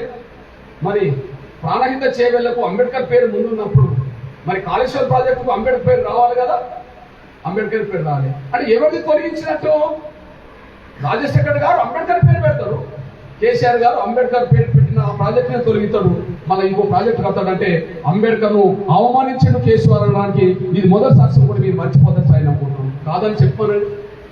రెండోది, ఉద్యమ కాలంలో దళితులు నమ్మించిండు, అంబేద్కర్ నమ్మించే ప్రయత్నం చేశారు. ఉద్యమ కాలం అంతా దళితులు నమ్మించిండు, అంబేద్కర్ నమ్మించే ప్రయత్నం కూడా చేశారు. కానీ ఉద్యమం అయిపోయినాక దళితులు మోసం చేశాడు, అంబేద్కర్ కూడా చీట్ చేశాడు. నేను రెండు పదాలు వాడుతున్నా, దళితులు మోసం చేసిందంటున్నా, అంబేద్కర్ కూడా చీట్ చేసినట్టున్నా. ఎట్లా? ఓకే, ఉద్యమ కాలం మొత్తం చెప్పింది ఏంటి? తెలంగాణ ఏర్పడితే దళితుల్ని ముఖ్యమంత్రి చేస్తా అని, అంతే కదా. పోనీ ఉద్యమం అయిపోయింది, తానే ముఖ్యమంత్రి అయ్యిండు అంటే దళితులను మోసం చేసిండు. మరి అంబేద్కర్ ఎట్లా మోసం చేసిండు?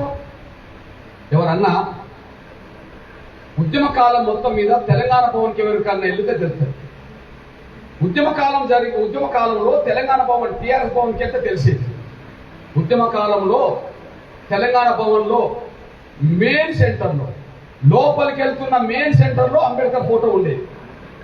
అంబేద్కర్ నిలువెత్తు ఫోటో ఉండేది. ఎందుకు పెట్టినప్పుడు ఒకవైపు దళితుడే ముఖ్యమంత్రి అని నమ్మిస్తున్న కాలం, అది నమ్మాలంటే టీఆర్ఎస్ భవన్లో అంబేద్కర్ బొమ్మ చూపించిన కాలం. అంబేద్కర్ బొమ్మ ఉండేదా? నిలువెత్తు ఫోటో ఉండేది, సెంటర్ లో ఉండేది. నువ్వు లోపలికి వెళ్తుంటే మెయిన్ సెంటర్ కనిపిస్తుంది. ఇప్పుడు బ్యానర్ సెంటర్ ఎట్లుంటుందో అది సెంటర్ కనిపించేది. మరి తెలంగాణ ఏర్పడింది, తను ముఖ్యమంత్రి అయ్యిండు, దళితులు మోసం చేశాడు. మరి ఇప్పుడు టీఆర్ఎస్ భవన్కి వెళ్ళి చూడండి, ఆ ఫోటో ఏమైంది? ఆ ఫోటో మాయమైపోయింది. ఆ ఫోటో స్థానంలో ఏమొచ్చింది? కేసీఆర్ ఫోటో వచ్చేసింది. దళితుడు కూర్చోవాల్సిన కుర్చీ మీద తనే కూర్చున్నాడు, అంబేద్కర్ ఫోటో తీసేసి తన ఫోటో పెట్టేసి. ఇది అవమానమే కదా. అంటే దళితులే కాదు, అంబేద్కర్ ను కూడా అడ్డం పెట్టుకొని తను మళ్ళీ వంచినట్టుగా రుజువైంది కదా. కాదని చెప్పానండి. ఒకనాడు అంబేద్కర్ ఫోటో తెలంగాణ భవన్లో లేదా? ఉండేది కదా. మరి ఇప్పుడు అదే భవన్ లో అదే సెంటర్ లో ఇప్పుడు ఎందుకు లేకుండా పోయింది? తీసేసింది కదా. ఆ సెంటర్ లో ఎవరి ఫోటో వచ్చింది? కేసీఆర్ ఫోటో వచ్చింది కదా. డాక్టర్ బాబాసాహెబ్ అంబేద్కర్ కూడా వంచడంలో కేసీఆర్ ఉన్నాడు అనేసి మనం మర్చిపోతాం సార్. పోనీ మూడో విషయం చెప్తున్నాను నేను.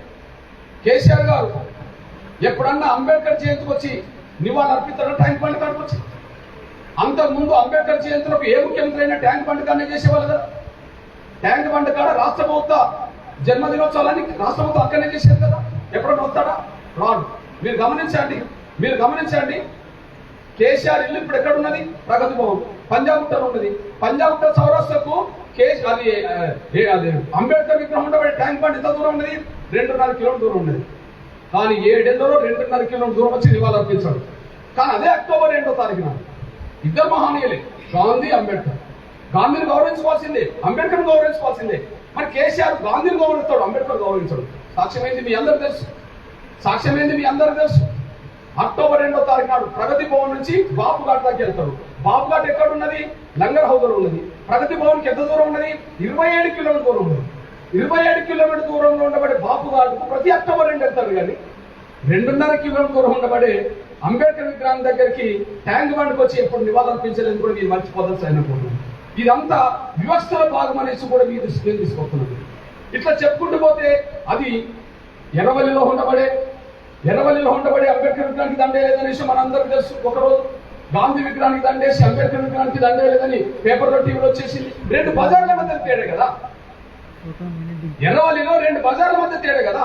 ఇప్పుడు నేను చెప్పింది 2.5 కిలోమీటర్లు, 27 కిలోమీటర్లు. మరి ఎర్రవల్లిలో ఫామ్ హౌస్కి వచ్చినప్పుడు లేదా డబుల్ బెడ్రూమ్ ప్రారంభించినప్పుడు వాడవాడంతా కలిగి తిరిగినప్పుడు ఏమైంది? పేపర్లో టీవీలో వచ్చిందే కదా. ఏమైంది? ఎందుకే? ఏ లేదు కదా. కేసీఆర్ ఇంటి ఎదురుగా పంజాబ్ చౌరస్తాలో తెలంగాణ వ్యతిరేకించే రాజశేఖర్ గారి విగ్రహం నిలవచ్చు పర్మిషన్ లేకుండా ఉంటుంది. కేసీఆర్ విగ్రహం పర్మిషన్ లేదు, రాజశేఖర్ విగ్రహం పర్మిషన్ లేకుంటుంది. దాని పక్కనే 2 గజాల దూరంలో రాజ్యాంగ నిర్మాత తెలంగాణ రావడానికి కారకుడైన అంబేద్కర్ విగ్రహాన్ని మనం పెట్టేశారు. కానీ పర్మిషన్ లేదని చెప్పి దాన్ని తొలగించిండ్రు, దాన్ని ముక్కలు ముక్కలుగా పగలగొట్టిండ్రు, దాన్ని తీసుకెళ్లి మున్సిపాలిటీ చేత బండ్రు తీసుకెళ్ళిండ్రు, డంపింగ్ యార్డ్ లో పడేశారు. డంపింగ్ యార్డ్ లో పడేసినప్పుడు మీడియా వాళ్ళు ప్రచారం చేశారు కదా, చూసి ముక్కలు ముక్కలైన అంబేద్కర్ దేహాన్ని ప్రపంచాన్ని చూపెట్టారు కదా.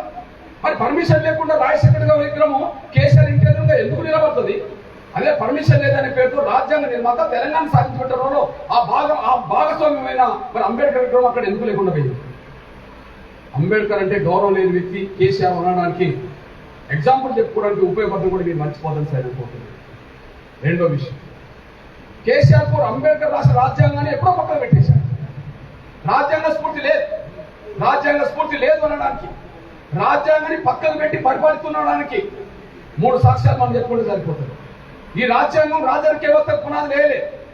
ఈ రాజ్యాంగం రాజరిక వ్యవస్థను పక్కన పెట్టి ప్రజాస్వామ్యానికి పునాది వేసింది. ప్రజాస్వామ్యం అంటే అవును, ప్రజలు ఎన్నుకునే ప్రభుత్వమే నడవాలి, ప్రజలు చేత ఎన్నుకోబడ్డ వాళ్ళే ప్రభుత్వం నడపాలి, ప్రజలకు ప్రభుత్వం ద్వారా సేవలు అందించాలి, సేవలు అందించకపోతే ప్రజలకు ప్రశ్నించే హక్కు ఉన్నదని చెప్పి రాజ్యాంగం రాసింది. దయచేసి గమనించాల్సిన తెలుస్తుంది.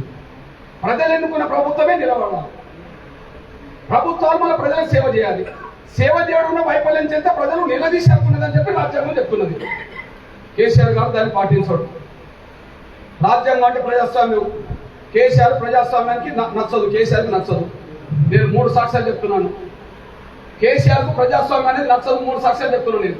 నంబర్ 1, ఆయనలో ప్రజాస్వామ్యబద్ధంగా ఎన్నికైన ఒక ముఖ్యమంత్రి స్పృహ కంటే, రాజ్యాంగం ఇచ్చిన స్పృహ కంటే రాజరిక పోకడలే ఆయనలో ఉన్నాయనడానికి నేను సాక్ష్యం చెప్తున్నాను. చూడండి, 1, ముఖ్యమంత్రి కాకముందే ఆ పోకడలు ముందుకు వచ్చినాయి, దాన్ని గ్రహించడంలో మనం వైఫల్యం చెందినాం.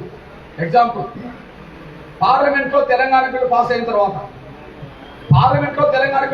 తర్వాత ఢిల్లీ నుంచి కేసీఆర్ కుటుంబం మొదటిసారి హైదరాబాద్ వచ్చినప్పుడు శంషాబాద్ విమానాశ్రయం నుంచి ఇంటికి ఊరేగింపు పెట్టారు. విజయోత్సవ ర్యాలీ అని అనుకుంటారు అందరూ. ఎవరైనా విజయం సాధిస్తే విజయోత్సవ ర్యాలీలు పెట్టుకోవచ్చు, తప్పేం లేదు. తెలంగాణ ప్రజలు కూడా పెట్టుకోవాలి, తప్పేం లేదు. ఎవరైనా సర్పంచ్ ఎన్నికైన గ్రామంలో సర్పంచ్ విజయోత్సవ ర్యాలీ పెట్టుకోవడం, ఒక ఎంపీటీస్ పెట్టుకోవడం, ఎవరైనా పెట్టుకుంటారు. అట్లనే తెలంగాణ సాధించిన తర్వాత విజయోత్సవాలు జరుపుకోవాల్సిందే. కానీ కేసీఆర్ విజయోత్సవ ర్యాలీలో ఏం జరిగింది? శంషాబాద్ విమానాశ్రయం నుంచి ఇంటికి వెళ్లే మార్గ మధ్యలో వచ్చిన జనం కంటే వచ్చిన గుర్రాలు ఎక్కువ, వచ్చిన జనం కంటే ఆ ఊరేగింపులో పాల్గొన్న ఒంటెలు ఎక్కువ, ఆ వచ్చిన ఒంటెల కంటే ఆ ఊరేగింపులో పాల్గొన్న ఏనుగులు ఎక్కువ. ఏనుగులకు సంబంధం ఏంది, ఒంటెలకు సంబంధం ఏంది, గుర్రాలకు సంబంధం ఏంది? ఆ ర్యాలీ ప్రజలు సాధించుకున్న తెలంగాణలో ప్రజలు విజయోత్సవ ర్యాలీ పెట్టుకోవచ్చు. కానీ మీరు శంషాబాద్ విమానాశ్రయం నుంచి మీరు ఆ రోజు పేపర్లు టీవీలు తిరిగేసేది గుర్రాలు, ఒంటెలు, ఏనుగులే భారీ ప్రదర్శనలో పాల్గొనే పద్ధతులు చేసిందంటే మీరు అర్థం చేసుకున్నా చేసుకోకపోయినా నేను మాత్రం రాజును అని మీరు గ్రహించకపోతే మీ కర్మ అని చెప్పి ఆయన ముందే మనకి హెచ్చరిక చేసిండు అనేసి కూడా మీరు మర్చిపోతాను సరే అనుకుంటున్నాం. ముందే మనకి హెచ్చరిక చేసిండు, అది గ్రహించడంలో మనం విఫలమైంది. రెండో విషయం మీరు గమనించండి, ఉమ్మడి ఆంధ్రప్రదేశ్లో స్వాతంత్ర వేడుకలు, ఉమ్మడి ఆంధ్రప్రదేశ్ రాజధాని హైదరాబాద్, తెలంగాణ రాష్ట్ర రాజధాని హైదరాబాద్ కాకుండా పోలేదు కదా. ఉమ్మడి ఆంధ్రప్రదేశ్ రాజధాని హైదరాబాదే, ఇప్పుడు తెలంగాణ రాజధాని హైదరాబాదే. మరి ఉమ్మడి ఆంధ్రప్రదేశ్ ముఖ్యమంత్రులు ఎవరైనా సరే స్వాతంత్ర దినోత్సవ వేడుకలు ఆగస్టు 15 తారీఖు నాడు ఎక్కడ నిర్వహించేవారు? స్వాతంత్ర దినోత్సవ వేడుకలు ఆగస్టు 15 తారీఖు నాడు ఒక ముఖ్యమంత్రి జెండా ఎక్కడెత్తేవాళ్ళు? పరేడ్ గ్రౌండ్ లో జెండా ఎత్తేవాళ్ళు. అదే సమయంలో అక్కడనే పోలీసు వందనం స్వీకరించేవారు. ఇది ఈ రాష్ట్రానికి ముఖ్యమంత్రి ప్రతి ఒక్కరు చేసింది. నేను చూశాను, కిరణ్ కుమార్ గదే చేసిండు, రోసే గదే చేసిండు, రాజశేఖర్ గారు చేసిండు, చంద్రబాబు చేసిండు, ఎన్టీఆర్ చేసిండు, తండ్రి రంజన్ చేసిండు, ఇవంతా చేసిన వాళ్ళు చెప్పుకుంటూ అందరూ చేసిండు. ఎక్కడ చేసేవాళ్ళు? స్వాతంత్ర దినోత్సవ వేడుకలు పరేడ్ గ్రౌండ్ లో చేసేవాళ్ళు, జెండా ఎత్తేవాళ్ళు, పోలీసులు తిరిగేవాళ్ళు. మరి తెలంగాణ వచ్చినాక ఆగస్టు 15 కేసీఆర్ ఎక్కడ ఎత్తున్నాడు? తెలంగాణ వచ్చినాక ఆగస్టు 15 తారీఖు జెండా ఎక్కడ ఎత్తుతున్నాడు? గోల్కొండ కోట ఎత్తుతున్నాడు. గోల్కొండ కోట దేనికి గుర్తు? రాజరిక వ్యవస్థకే గుర్తు కదా. మరి కేసీఆర్ ఏ ఉద్దేశంతో అక్కడ జెండా ఎత్తుతున్నాడు? అంటే నేను రాజును, మీ ఇష్టం అర్థం చేసుకొని చేసుకోకపోండి, నేనైతే రాజులాగానే ఈ నిజాం పాలనలో జరిగినట్టుగానే నేను కూడా పాలన చేస్తానని చెప్పి ఆయన మనకు పరోక్షంగా హెచ్చరికలు పంపినట్టు అయిందని మర్చిపోదని ఆయన అనుకుంటున్నాను. ఆ రోజు నుంచి ఈ రోజు వరకు ఆయన ఆగస్టు 15 అంటే గోల్కొండ కోటకి వెళ్తుండే తప్ప గోల్కొండ కోట దూరం ఉన్నదా, ఆయన ఇంటికి పర్యటన దూరం ఉన్నదా? పర్యటన పక్కనే ఉంటది, గోల్కొండ కూడా దూరం ఉంటది. దూరమైన వెళ్ళి జెండా ఎత్తుతున్నాడు కానీ పక్కన ఉండబడే ఆ పర్యటనలో జెండా ఎత్తట్లేదని కూడా మీరు మర్చిపోవచ్చు విజ్ఞప్తిస్తుంది. దీన్ని బట్టి అర్థమవుతుంది ఆయన రాజరిక పోకడానికి అది నిదర్శనం వేసుకొని మీరు మర్చిపోవచ్చు. మొన్నటి లేటెస్ట్ సాక్ష్యం చెప్పింది కదా, మొన్నటి లేటెస్ట్ సాక్ష్యం పార్లమెంట్ సమావేశాలు ఉద్దేశించి ఎప్పుడైనా రాష్ట్రపతి ప్రసంగిస్తారు. రాష్ట్రపతి ప్రసంగంతో పార్లమెంట్ సమావేశాలు మొదలవుతాయి. రెండోది శాసనసభ సమావేశాలు ఎక్కడైనా ఏ రాష్ట్రం సరే గవర్నర్ ప్రసంగంతో సమావేశాలు మొదలవుతాయి. మరి మొన్న కేసీఆర్ ఏం చేసిండు? మహిళా గవర్నర్ పిలవకుండానే, మహిళా గవర్నర్ ఆహ్వానించకుండానే ఆమె ఇంట్లోనే పెట్టి శాసనసభ సమావేశాలు ఈయన మొదలు పెట్టుకున్నాడు. అంటే శాసనసభ సమావేశాలు అంటే చట్టసభలు కాదని నేను ఒక పెద్ద గడి కట్టుకున్నాను, ఆ గడిలో నా చుట్టూండబడే వాళ్ళే ఇక్కడ ఉంటారనేసి కూడా ఆయన స్పష్టంగా చెప్పేశారు. మీరు గమనించండి, మంత్రివర్గ సమావేశాలు ఎక్కడ జరగాలి? మంత్రులు ఎక్కడ పిలిపించుకుంటాడు? అధికారులు ఎక్కడ పిలుచుకుంటాడు? ప్రజలకు దర్శనం ఇవ్వాలనుకుంటే ఏ ముఖ్యమంత్రి అయినా సెక్రటరీలో కనిపించేవాడు, సెక్రటరీ కనిపించేవాడు. కానీ కేసీఆర్ ఎక్కడ కనిపిస్తాడు? యా నుంచి పాలన చేస్తాడు? ఏ ముఖ్యమంత్రి అయినా ఎక్కడి నుంచి పాలన చేసేవాళ్ళు సెక్రటరీ నుంచి చేసేవాళ్ళు. మరి కేసీఆర్ ఎక్కడ నుంచి చేస్తాడు? హైదరాబాద్ లో ఇంటి ప్రగతి భవన్ లేదా ఫామ్ హౌస్. ఇప్పుడు మంత్రులందరూ ఎక్కడ ఉన్నారు? అధికారులందరూ ఎక్కడ ఉన్నారు? ఫామ్ హౌస్ ఉన్నారు. దీని కథ ఏంది? నాకు సెక్రటరీ వాడదు అంతే, నా ఇంటి నుంచి నా గడి నుంచే పాలిస్తానని చెప్పి ఇవన్నీ జరుగుతున్న విషయం కూడా మీరు మర్చిపోతారు ఆయన అనుకుంటున్నారు. అంటే ఆయనలో ప్రజాస్వామ్య దృక్పథం లేదని, ప్రజాస్వామ్య దృక్పథం అంటే రాజ్యాంగం ఇచ్చిందని, ఆ రాజ్యాంగం పక్కన పెట్టి ఈయన నిర్ణయాలు, ఈయన ఆలోచనలు ఉంటాయనే విషయం కూడా మనం మర్చిపోతానని సరైన అనుకుంటున్నది. అదే సమయంలో స్వేచ్ఛ, ఆనాడు రాజులకు ఉండే స్వేచ్ఛ ప్రజలకు ఉంటుందా? రాజుల కాలంలో రాజులకే స్వేచ్ఛ ఉంటుంది, ప్రజలకు ఉంటుందా? ప్రజలకు ఉండదు. ఇప్పుడు కేసీఆర్ కట్టనే ఆయనకే స్వేచ్ఛ ఉండాలి, ఎవరికి స్వేచ్ఛ ఉండాలి? ఆయన కుటుంబానికి స్వేచ్ఛ ఉండాలి, ఇంకెవరికి ఉండదు. అందుకు ఒక సాక్ష్యం చెప్తున్నా, మీరు చూడండి. రాజ్యాంగం ప్రజలకు స్వేచ్ఛనిచ్చింది, ప్రశ్నించే హక్కు. నాకు ఎవరైనా అన్యాయం చేసినందుకో ప్రశ్నించే హక్కు ఇచ్చింది. నాకు అన్యాయం జరుగుతుందనుకో న్యాయం కోసం శాంతియుతంగా పోరాటం చేసే హక్కు ఇచ్చింది, దీక్ష చేసే హక్కు ఇచ్చింది, ధర్నా చేసే హక్కు ఇచ్చింది. ప్రజాస్వామ్యంగా ఏదైనా చేసుకోవచ్చు, మాట్లాడవచ్చు, ఒక శాంతియుతంగా దీక్ష చేసుకోవచ్చు, పోరాటం చేయవచ్చు. కానీ కేసీఆర్ దళితులు మోసం చేసిండు. దళితులు మోసం చేస్తే నేనేం చేశా? దళితులు మోసం చేసిన మోసగాడు అన్నాడు. ఆయన మోసం చేస్తే నేను మోసగాడన్నా, నన్ను మోసగాడంటావా అని చెప్పి తీసుకెళ్ళి నన్ను జైలు పెట్టే. దళితులు మోసం చేసిందని చెప్పి నేను హైదరాబాద్ లో మన కార్యాలయం దీక్ష చేశాను. దీక్ష చేస్తున్న నన్ను పోలీసులు ఏం చేశారు? తీసుకెళ్లి కేసులు పెట్టి 2 సార్లు జైల్లో పంపించారు. అంటే దీక్షలు ప్రశ్నించే స్వేచ్ఛ రాజ్యాంగం ఇచ్చింది, కానీ నేను అంగీకరించాను. మీరు అందరూ తెలుసు, కోదండరాం గారు ఇక్కడ నుంచే పోయారు. ఇప్పుడు కోదండరాం గారు పొలిటికల్ చేసి చైర్మన్ అవుతారు. కులాలు, మతాలు, రాజకీయాలకి పక్క పెట్టి కోట్లాది మందిని ఒక తాటికి నడిపించి ఆయన తెలంగాణ సాధించడం ప్రముఖ పాత్ర పోషించాడు. కానీ కేసీఆర్ ముఖ్యమంత్రి అయిన తర్వాత ఆయన పరిపాలన విధానం సరిగా లేదని ప్రశ్నించాడు. మరి ప్రశ్నించిన కోదండరాం మీకు ఏం చేసిండు? పోలీసులు పంపించిండు. అర్ధరాత్రి కూడా తలుపులు పగలు కొట్టించిండు కదా కోదండరాం ఇంటి తలుపులు. అర్ధరాత్రి కూడా తలుపులు పగలంటే పోలీసులు ఆయన గుంజుకెళ్ళిండు కదా, గుంజుకెళ్తున్నప్పుడు చొక్కా చిరిగిపోయింది కదా, ఇవన్నీ మనం చూసాం కదా. ఆ పని కిరణ్ కుమార్ గారు చేశాడు. తెలంగాణ రాష్ట్రాన్ని అడ్డుకునే కాడ నడి బజార్లో నిలబడ్డది కిరణ్ కుమార్ గారు. తెలంగాణ రాష్ట్రాన్ని అడ్డుకునే కాడ నడి బజార్లో నిలబడి అడ్డుకుంటామని చెప్పి ప్రకటన చేసింది కిరణ్ కుమార్ గారు. కిరణ్ కుమార్ గారు అహంకారంతో తెలంగాణ అడ్డుకుంటున్న రోజుల్లో, పొలిటికల్ చైర్మన్ గా బలమైన ఉద్యమాన్ని నిర్మిస్తున్న రోజుల్లో అదే కోదండరాం రెడ్డి గారి ఇంటికి పోలీసులు ఎప్పుడు పోలే. కానీ కేసీఆర్ మాత్రం ఇంటికి పంపగలిగిండు.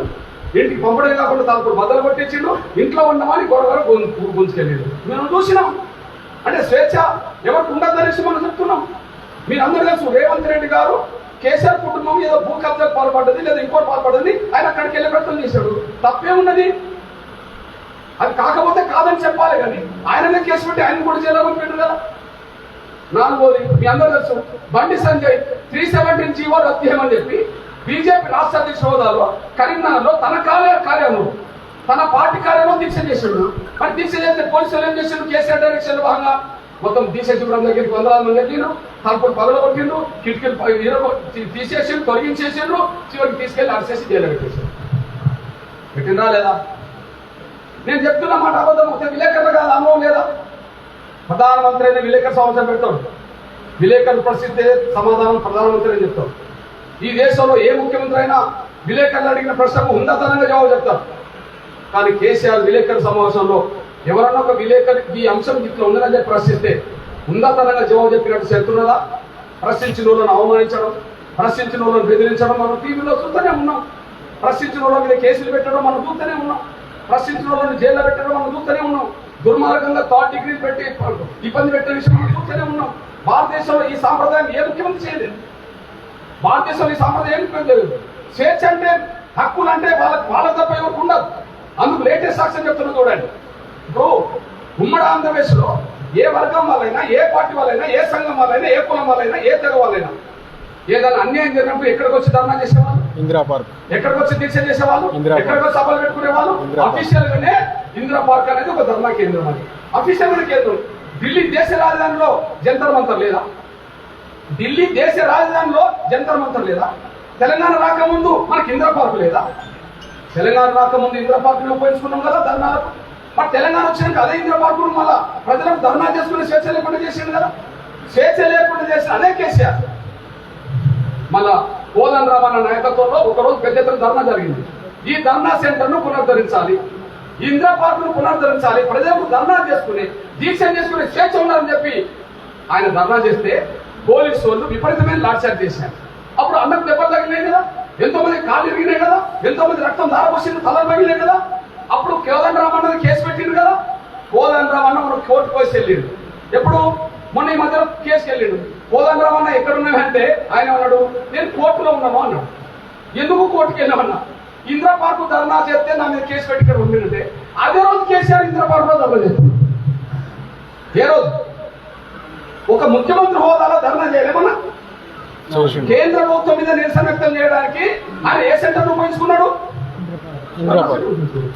కోదండరాం ధర్నా సెంటర్ తెరవాలంటున్నామో కేసు పెడితే కోర్టు చుట్టూ ఈయనమో కేంద్ర ప్రభుత్వం మీద ధర్నా చేయడానికో మళ్ళీ అదే ఇంద్ర పార్క్ వెళ్తారు. స్వేచ్ఛ ప్రజలకా ఆయనకా? ఇప్పుడు ఎవరికి ఉన్నట్టు స్వేచ్ఛ? ఆయనకే తప్ప, ఆయన కుటుంబానికి తప్ప ప్రజలకేం లేదు కదా. దీన్ని బట్టి ఆయనలో ప్రజాస్వామ్య లక్షణాలు లేవనే విషయం, రాజు లాంటి వ్యక్తిగా ఆయన ఫీల్ అవుతున్నాడు అనే విషయం మనకు ఆయన నిర్ణయాలు ఆచరణలో అవుతుంది.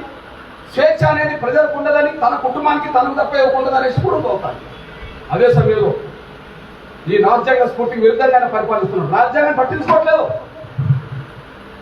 ఈ భారత రాజ్యాంగాన్ని ఆయన అమలు చేస్తలేడు. భారత రాజ్యాంగం స్ఫూర్తికి విరుద్ధంగా ప్రవర్తిస్తున్నాడు. ఈ భారత రాజ్యాంగం స్వేచ్ఛ సమానత్వం గురించి మాట్లాడింది కదా. స్వేచ్ఛ వాళ్ళకు తప్ప మనకు లేదు. సమానత్వం అంటే ఏంది? అంతస్తులైనా అవకాశాలైనా, అంతస్తులు ఏ స్థాయిలో ఉన్నా అవకాశాలైనా అన్ని వర్గాలకు సమాన ప్రాతినిధ్యంతో అందరికి సమానమైన న్యాయం చేయమన్నాడు. ఇది రాజ్యాంగం ఇచ్చిన మాట. కేసీఆర్ గారు ఈ రెండింటిని ఉల్లంఘించి ఎట్లా పరిపాలిస్తారో చూడండి. ఒక ముఖ్యమంత్రి అయితే రాజ్యాంగాన్ని అమలు చేయాలి. అంతస్తులైనా అవకాశాలైనా అందరికి సమానమైన అవకాశాలు ఇవ్వాలి.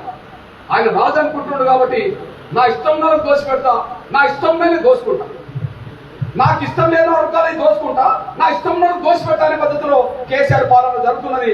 ఆ పాలన చూడాలంటే మీరు ఆయన మంత్రివర్గం చూడండి, ఆయన పాలన చూడాలంటే ఈ రాష్ట్రంలో అమలు జరుగుతున్న రిజర్వేషన్ చూడండి. అవకాశాలంటే రిజర్వేషన్ అనుకుందాం, అంతస్తులైతే అధికారంలో మంత్రివర్గం అనుకుందాం. ఆ మంత్రివర్గంలో అందరికి సమానమైన అవకాశాలు ఇస్తారా? కేసీఆర్ ముఖ్యమంత్రి అయిన తర్వాత ఇప్పుడు ఇవాళ నాకు ఒక నవ్వొచ్చింది. కేసీఆర్ మొదటి మంత్రివర్గం ఎట్లుండేనో ఈ వేదిక కూడా అట్లనే ఉండదు అనుకున్నాను. అప్పటికి శ్యామల కింద ఉంది. కేసీఆర్ 18 మంది మంత్రుల్లో 2014 నుంచి 2018 వరకు ఒక మహిళ లేదు. ఇప్పుడు కదా డ్యాష్ ఒక మహిళలు తినకూడదు మన డ్యాష్ ఎక్కువ ఆ పోగడం మనకి ఇప్పటికీ అమలు జరుగుతూనే ఉంది. ప్రత్యక్షంగా అమలు చేసిండు, పరోక్షంగా మనం అమలు చేస్తాం. ఓకే, మీరు గమనించారు.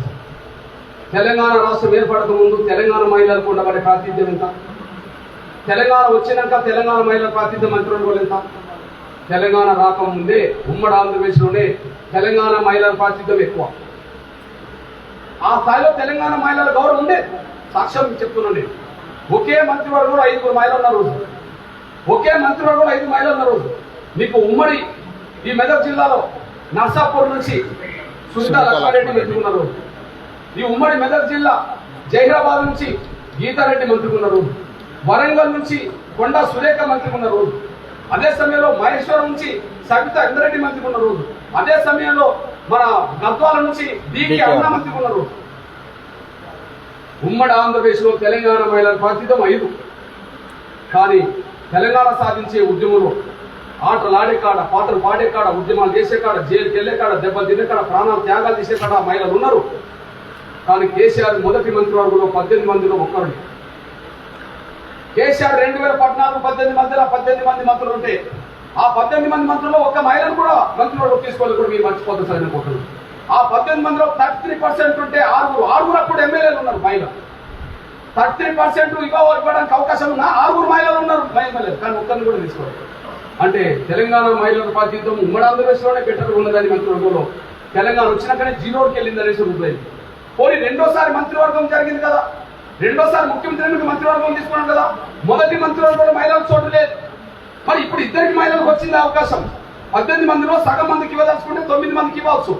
9 మందిలో ఇప్పుడు ఎందరికి వచ్చింది? ఇద్దరికి వచ్చింది. ఇద్దరికి ఏ సమయం ఇచ్చిండో చెప్పండి. తమిళనాడు నుంచి మహిళా గవర్నర్ వచ్చిన తర్వాత ఆ ఇద్దరికి అవకాశం వచ్చింది. తమిళనాడు నుంచి మహిళా గవర్నర్ ఇక్కడికి వచ్చినాక ఆ ఇద్దరికి అవకాశం వచ్చింది.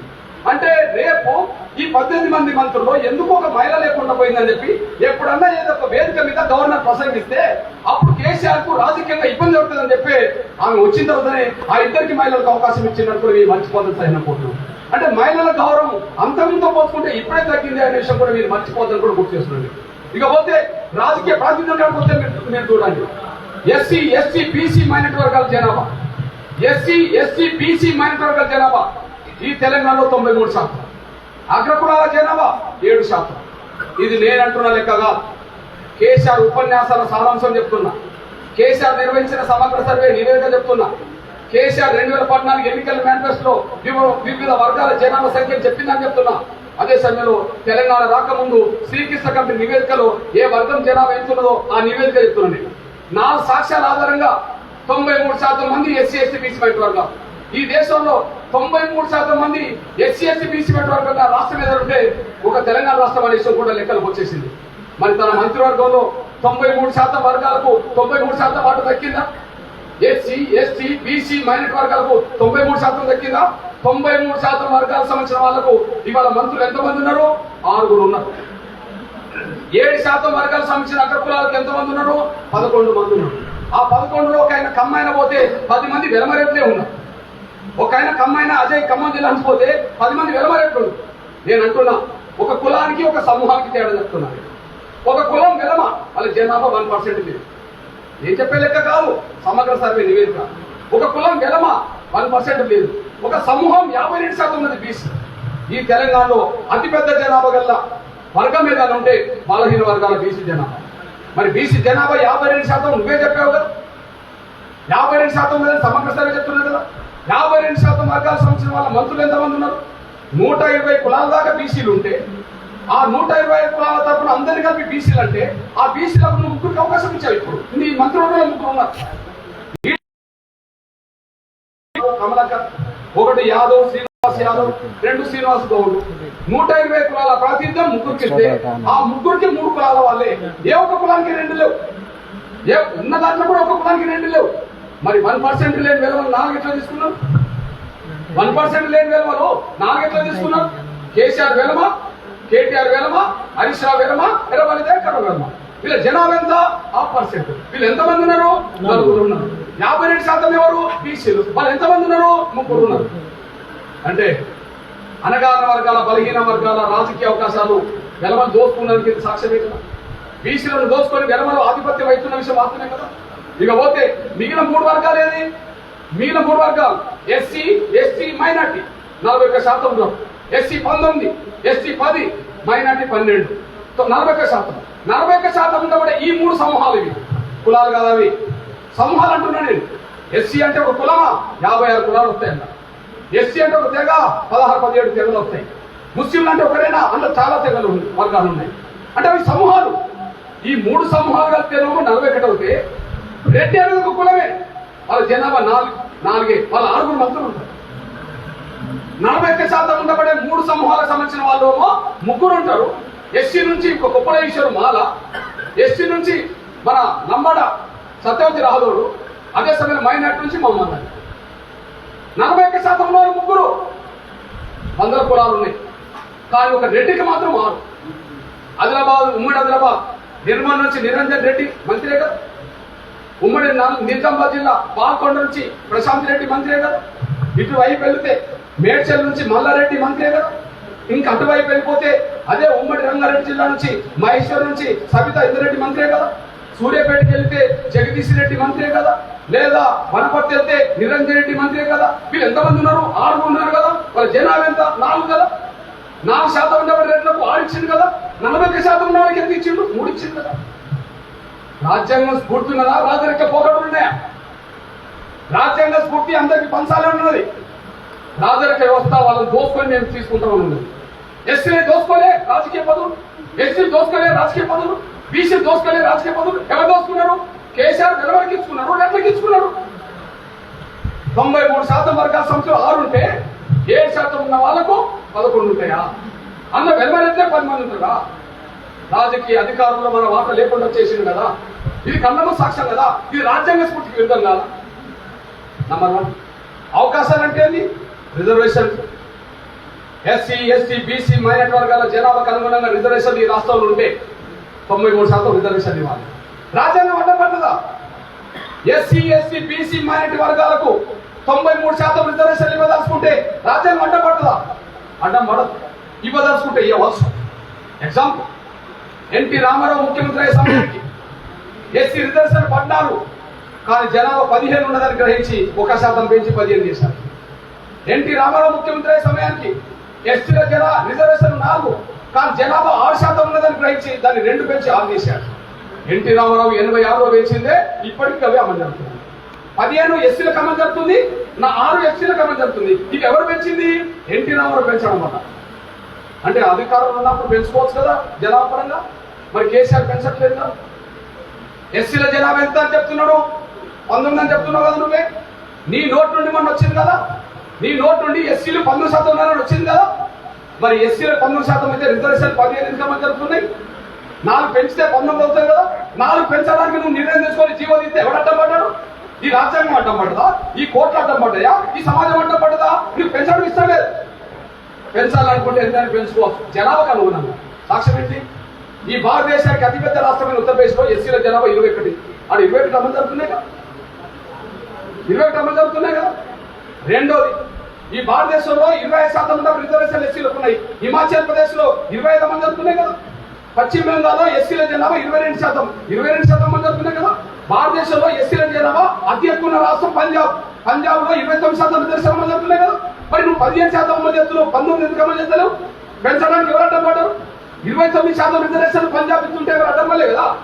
ఏ కోర్టులు అడ్డం పడలేదు కదా. ఇక్కడ 19 ఇవ్వడానికి ఎవరు అడ్డం పడ్డారు? పెంచే ఉద్దేశం నీకు లేదని అర్థమైపోయింది. 8 ఏళ్ళుగా ఎస్టీలకు ఎంత ఇస్తున్నావు నువ్వు? నీ మేనిఫెస్టో అని చెప్పింది. ఎస్టీలకు ఎంత ఇస్తున్నావు? నీ మేనిఫెస్టో అని చెప్పింది. 6% ఉన్న రిజర్వేషన్ 10% చేస్తామన్నది నువ్వే కదా. 10% ఉన్నారు కదా. 10% ఇవ్వడానికి అడ్డంకి ఎవరు? ఎందుకు జీవో ఇవ్వలే? ఎన్టీ రామారావు 4 ఉంటే 6 చేసింది ఈ రాష్ట్రంలోనే కదా. ఇంకా 6 అమలు చేస్తున్నాయి కానీ నువ్వు 10 చేస్తావు. ఎందుకు అమలు చేయలే? 10 అమలు చేస్తుంటే రాష్ట్రం అడ్డం పడుతుందా? మీరు పక్క రాష్ట్రాలకు వెళ్ళిపోయి చూడండి. ఇదే గోవా రాష్ట్రంలో 12% రిజర్వేషన్ పడుతుంది. వాళ్ళకు నా ఎస్టీ సోదరులకు, నా ఎస్టీ సోదరి మాటలకు ఈ దేశంలో ఎంతుంటే అంత అమలు జరుగుతుంది. సాక్ష్యం ఏంటిది? మీరు వెళ్ళిపోయి చూడండి. అరుణాచల్ ప్రదేశ్ లో 80% రిజర్వేషన్ ఉంది. మిజోరాంలో 80% రిజర్వేషన్ ఉంది. మేఘాలయలో 80% రిజర్వేషన్ ఉన్నాయి. నాగాలాండ్ లో 80% ఉన్నాయి. లక్షద్వీప్ లో ఎస్టీ రిజర్వేషన్లు 100% ఉన్నాయి. 10% చేయడానికి నువ్వు ప్రయత్నం చేయలే, కానీ 100% అమలు చేసుకున్న రాష్ట్రాలు ఉన్నాయి. అంటే పెంచడానికి అవకాశం ఉన్నప్పుడు పెంచలేదని రుజువు అవుతుంది కదా. బీసీల జనాభా ఎంత? 52%. 52% రిజర్వేషన్ ఇవ్వడానికి రాజ్యాంగం అడ్డం పడ్డదా? భారతదేశంలో తమిళనాడు ఎంతో, తెలంగాణ అంతే. అదొక రాష్ట్రం, ఇదొక రాష్ట్రం. భారతదేశంలో తమిళనాడు ఒక రాష్ట్రం అయితే తెలంగాణ ఒక రాష్ట్రం. తమిళనాడులో బీసీల జనాభా ఎంత? 50%. అరే రిజర్వేషన్ ఎంత మంది జరుగుతున్నాయి? 50% మంది జరుగుతున్నాయి. తమిళనాడులో 69% రిజర్వేషన్ ఉన్నాయి ఎస్సీ బీసీలకు. 1% ఎస్సీలు అక్కడ 1% ఉన్నారు. ఎస్సీలు 18% 18 ఉన్నాయి. బీసీలు 50% 50 ఉన్నాయి. అక్కడ ఎంతమంది జరుగుతున్నాయి? 69 మంది జరుగుతున్నాయి. ఆడ ఇప్పుడు నేను అంటున్నా, మరి తమిళనాడు లాగానే బీసీలకు ఇక్కడ కూడా అమలు చేస్తామని నువ్వే చెప్పావు కదా. మరి బీసీల జనాభా 52 కదా. 52% అమలు చేయగలరు కదా. 7 ఏళ్ళు గడిచిపోయింది. 8 ఏళ్ళ దగ్గరకు వస్తుంది కదా. నువ్వు ఎందుకు పెంచలేకుండా పోయినావు? ఎందుకు పెంచలేదు? పెంచడం నీకు ఇష్టం లేదు. పెంచడం ఇష్టం లేక పెంచలేదు, కానీ పెంచితే రాజ్యాంగం అడ్డం పడదా? తమిళనాడు వర్తించిన చట్టం తెలంగాణ వర్తించదా? తమిళనాడు వర్తించిన రాజ్యాంగం తెలంగాణ వర్తించదా? వర్తిస్తుంది.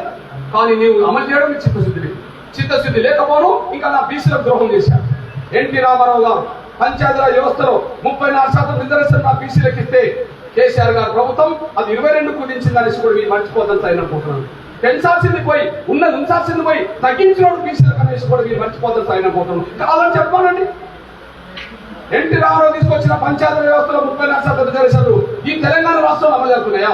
అది కిరణ్ కుమార్ రెడ్డి వరకు అమలు జరిగినాయి, కానీ కేసీఆర్ అమలు చేసింది అంటే అమలు చేస్తలేడు, దాన్ని తగ్గించాడు.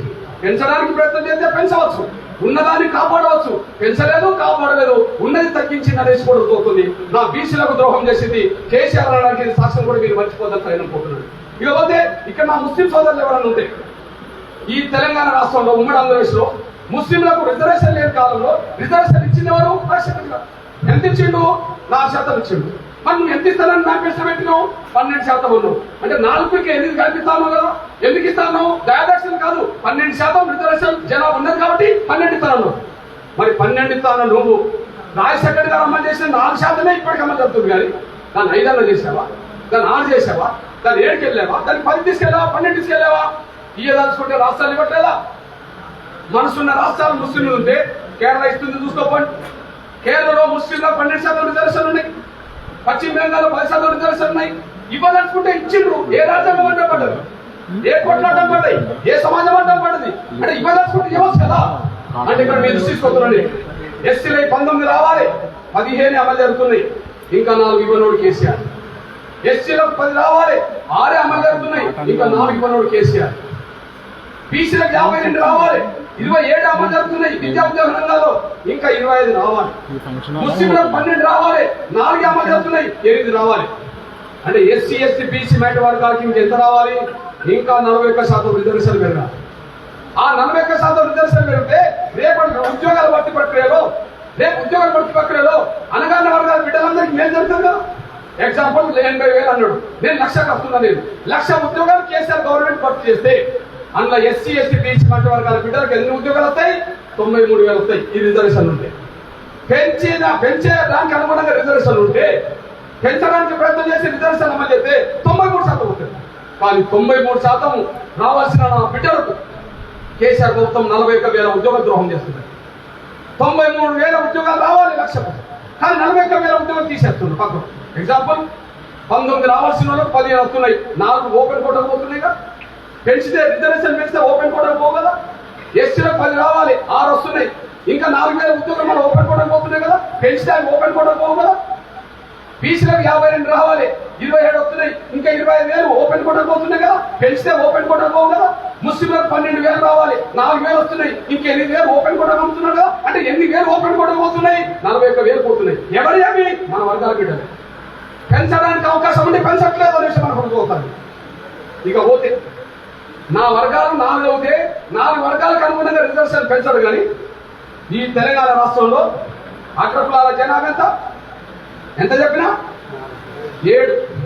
ఈ తెలంగాణ రాష్ట్రంలో అగ్రకులాల జనాభా ఎంత? 7% సంబంధించిన వాళ్ళలో పేదలకు ఇచ్చే రిజర్వేషన్లే అగ్రకులాల పేదలకు ఇచ్చే రిజర్వేషన్ ఈ తెలంగాణలో. పేదలంటే ఏంటిగా? అగ్రకులాల భూములు ఉన్నవాళ్ళు ఉన్నారు, ధనం ఉన్నవాళ్ళు. పేదలు ఉన్నారు అనుకో, అన్న 30% ఉన్నారు అనుకుందాం. 30% అంటే 7%లో 30% అంటే తీయండి, 2% కావాలి. పేదలకు ఇచ్చే రిజర్వేషన్లు అవి. అగ్రకులాలో పేదలకు ఇచ్చే రిజర్వేషన్లు మరి ఎంత ఇవ్వాలి? 2% ఇవ్వాలి. మరి కేసీఆర్ గవర్నమెంట్ ఎంత ఇస్తుంది వాళ్ళకు? 10% ఇస్తుంది. జనాభా 7%. పేదరికాన్ని పరిమిలో తీసుకొని 2% ఇవ్వాలి. ఆ 2% మనం స్వాగతించాల్సింది. ఏది 2% పేదలకు ఇచ్చేదని స్వాగతించాలి. కానీ 2% స్వాగతించాల్సిందే, కానీ 7% కూడా తప్పు అవుతుంది. 7% 100% ఇవ్వడం తప్పు అవుతే 10% పెట్టిస్తాడు. జనాభా 7% అయినప్పుడు 10% పెట్టిస్తాడు. అంటే దాదాపు 8,000 ఉద్యోగాలు వాళ్లకు రిజర్వేషన్ పెడితే దోషపెడుతుంది. 41,000 ఉద్యోగాలు మన ఉద్యోగాలు ఓపెన్ కోట కంపెనీ వాళ్ళు దోషపెడుతున్నాడు. రిజర్వేషన్ పేరుతో 2,000 దక్కించుకోవాల్సిన అగ్రకులాల పిల్లలకు ఇవాళ 7,000 8,000 వందలు అవుతున్నాయంటే రాజకీయ పదవుల్లో దోపిడే, మన బిడ్డల చదువుల్లో ఉద్యోగాలు దోపిడే అనే విషయం కూడా మనం మర్చిపోతుంది ఆయన పోతున్నాం. ఇది రాజ్యాంగ స్ఫూర్తికి విరుద్ధం పకాల పరిపాలన కేసీఆర్ది. రాజ్యాంగ స్ఫూర్తికి విరుద్ధమే కదా? అంబేద్కర్ వ్యతిరేకం రుజువులైనాయి, ప్రజాస్వామ్యానికి వ్యతిరేకం ఆయన రాజుల పోకడ రుజువు అవుతున్నాయి. స్వేచ్ఛకు వ్యతిరేకం ఆయన తప్ప ఇంకెవరు స్వేచ్ఛగా రుజువుతున్నది. సామాజిక సమానత్వానికి వ్యతిరేకం మంత్రివర్గంలో వాళ్ళకి దోషపెడుతున్నాడు, రిజర్వేషన్లో కూడా వాళ్ళకే దోషపెడుతున్నాడు. దీన్ని బట్టి రాజ్యాంగాన్ని పక్కకు పెట్టి పరిపాలించే ముఖ్యమంత్రి కాబట్టినే ఈ రాజ్యాంగం నాకు అడ్డవుతుంది అప్పుడప్పుడు. ఎందుకంటే నేను రాజ్యాంగాన్ని పక్కకు పెట్టి పరిపాలించాలనుకుంటే ఆ రాజ్యాంగం ఇచ్చిన హక్కుల మీదకే నన్ను ప్రశ్నిస్తున్నారు కదా. ఎస్సీలకు రిజర్వేషన్ ఎందుకు పెంచట్లేదని మాట్లాడుతున్నారు కదా. ఎస్సీలకు, బీసీలకు, మైనార్టీలకు రిజర్వేషన్ ఎందుకు పెంచట్లేదని మాట్లాడుతున్నారు కదా. రాజ్యాధికారంలో మా వాటా ఎందుకు లేదని చెప్పి మాట్లాడుతున్నారు కదా. భూముల్లో మా వాటా ఎందుకు లేకుండా పోతే మాట్లాడుతున్నారు కదా. లేదా అన్యాయం జరిగినప్పుడు నన్ను ప్రశ్నిస్తున్నారు కదా. ఈ ప్రశ్నించే హక్కు ఇచ్చింది ఎవరు? రాజ్యాంగమే కదా. ఈ రిజర్వేషన్ జనాభా పరంగా ఇవ్వమనేది ఎవరు? రాజ్యాంగమే కదా. స్వేచ్ఛ ఇచ్చింది ఎవరు? రాజ్యాంగం కదా. ఈ రాజ్యాంగం తీసేస్తే స్వేచ్ఛ ఎక్కడ వాళ్ళకి? ఈ రాజ్యాంగం తీసేస్తే వాళ్ళు రిజర్వేషన్ ఎక్కడ అడుగుతారు? ఈ రాజ్యాంగం తీసేస్తే మంత్రి వాళ్ళ స్థానం ఎందుకు అడుగుతారు? కాబట్టి రాజ్యాంగమే నాకు అడ్డవుతుందని చెప్పి ఈ రాజ్యాంగమే దేశం పెంచుకుంటామని తీసుకోండి. ఈ మర్చిపోతాను సైన్ అనుకుంటున్నాను. ఇది రేపు ఆయన అన్న వెంటనే అమలు చేస్తుందా లేదని పక్కన పెట్టేసాడు. రేపు ఆయన అన్న వెంటనే అమలు చేస్తుందని పక్క పెట్టేశాడు. చిన్న పామునైనా పెద్ద కర్రతో కొట్టాలని సామెత ఉంది. చిన్న పామునైనా పెద్ద కర్రతో కొట్టాలని సామెత విషయం నేను మర్చిపోను. కేసీఆర్ రూపంలో ఈ ప్రమాదం మన కళ్ళ ముందు కనిపిస్తున్నప్పుడు కేసీఆర్ మాటల్ని కనుక మనం పట్టించుకోకుండా మౌనం వహిస్తే ఆ ప్రమాదాన్ని మరింత ముందుకు తీసుకొస్తారు కదా వాళ్ళు. ఎగ్జాంపుల్, కేసీఆర్ మాట్లాడిన వెంటనే ఆయన సమర్థించడానికి కొడుకు మాట్లాడలే కేటీఆర్. అవును మా తండ్రి మాట్లాడిన తప్పే ఉన్నది, రాజ్యాంగాన్ని మార్చే తప్పేందని మాట్లాడిందా లేదా? హరీష్ రావు అదే మాట్లాడిందా లేదా? అట్లా కొందరు మాట్లాడినా లేదా? వాళ్ళు మౌనం వస్తే ఏమవుతుంది? అట్లా మాట్లాడిన సంఖ్య పెరుగుతుంది. ఆ సంఖ్య పెరిగిపోయినప్పుడు రాజ్యాంగం తీసేసి కాకపోతుంది. అప్పుడు మేల్కొందామా అంటున్నా. అందులో చిన్న ప్రమాదం వచ్చిందని మనకు అనిపిస్తున్నప్పుడు, చిన్న పామునైనా పెద్ద కర్రతో కొట్టాలని సామెత ఉన్నప్పుడు కేసీఆర్ రూపంగా మనకు ప్రమాదం వచ్చిందని గ్రహించిన ప్రతి ఒక్కరూ కేసీఆర్ మీద యుద్ధానికి రావాల్సింది అని కూడా మీరు మర్చిపోతున్నారు. అన్యాయం జరిగినప్పుడు అన్యాయం చేసినోడి మీద యుద్ధం చేయకపోతే రెండే మార్గాలు మనుషుల ముందు. నీ కళ్ళ ముందు అన్యాయం జరిగినప్పుడు అన్యాయం చేసేవాడిని ఎదుర్కోకపోతే రెండే మార్గాలు ఉంటాయి. ఒకటి, యుద్ధం చేయలేక శత్రువు భయపడి పారిపోవడమా, లేదా యుద్ధంలో శత్రువును ఓడించే ధైర్యంతో ముందుకు రావడం. రెండే మార్గాలు ఎవరికైనా. యుద్ధం నుంచి పారిపోవడం అనేది జరగాలి, యుద్ధం చేయడం అనేది జరగాలి. మన కళ్ళ ముందు ఒక దేశం కనిపిస్తున్నది. మీరు చూడండి, మన కళ్ళ ముందు ఒక దేశం కనిపిస్తుంది. రష్యా ఏ దేశం మీద దాడి చేస్తున్నది? ఉక్రెయిన్ మీద. రష్యా దగ్గర ఆయుధాలు ఎక్కువ, ఆర్థిక వనరులు ఎక్కువ, ఓకే, విమానాలు, యుద్ధ విమానాలు ఎక్కువ, యుద్ధ ట్యాంకులు ఎక్కువ, సైన్యం ఎక్కువ, అంత ఎక్కువనే కదా. వాళ్ళు ఏం చేసిండ్రు? ఒక ఎదుగుతున్న చిన్న దేశం మీద దాన్ని ఆక్రమించుకోవడానికి వెళ్ళిందా లేదా? సైన్యం పోయింది, తుపాకుల మోత, బాంబుల మోత, ఓకే, యుద్ధ ట్యాంకులు మొత్తం పేరుతూనే ఉన్నాయి. యుద్ధ ట్యాంకులతో పాటు యుద్ధ విమానాలు, బాంబులు ఇస్తూనే ఉన్నాయి. పిక్చర్ మనం చూస్తున్నాం. ఏంటిది? ఆ దేశంలో ఉండబడే ప్రజలు, ఆ దేశంలో ఉన్న ప్రజలు రెండు రకాలు కనిపించింది. ఒకటి, మాకు దేశం లేకపోయినా పర్లే, మేము బతికితే చాలని చెప్పి పక్క దేశాలకు వలసెత్తు కావాలని చూస్తున్నాం. మాకు దేశం లేకపోయినా పర్లే, పక్క దేశాలకు వెళ్ళి బతికించాలని చెప్పి, మాకు దేశం లేకపోయినా పర్లే, ఏదో ఒక దేశంలో బానిసలుగా బతుకుతాం తప్ప ప్రాణం ఉంటే చాలని చెప్పి పారిపోయేటోళ్ళు మనం చూస్తున్నాం. ప్రాణ రక్షణ కోసం చూస్తున్నావా లేదా? ఉక్రెయిన్ చుట్టూన్న దేశాల చుట్టూ అంతా వెళ్తున్నారా లేదా? చూస్తున్నాం. ఒకవైపు ప్రాణ రక్షణ కోసం వెళ్ళేటోళ్ళు కొంతమంది చూస్తుంటే, సామాన్యుల నుంచి మొదలుకుంటే ప్రెసిడెంట్ వరకు రష్యా ఆధిపత్యాన్ని, రష్యా బాంబులను ఎదుర్కోవడానికి తుపాకులు పట్టి యుద్ధం చేస్తున్న విషయం మనం అక్కడ చూస్తూనే ఉన్నాం. ఒకరోమో దేశం కోసం ప్రాణత్యాగాన్ని చేయడానికి సిద్ధపడేటోళ్ళని చూస్తున్నాం. ఒకరోమో దేశం అవసరం లేదు, మేము ప్రాణాలంటే చాలా చెప్పి పారిపోవడం చూస్తున్నాం. ఇప్పుడు మన కళ్ళ ముందు జరిగే యుద్ధం అది కనిపిస్తున్నప్పుడు ఈ యుద్ధంలో నువ్వు ఎటువైపు?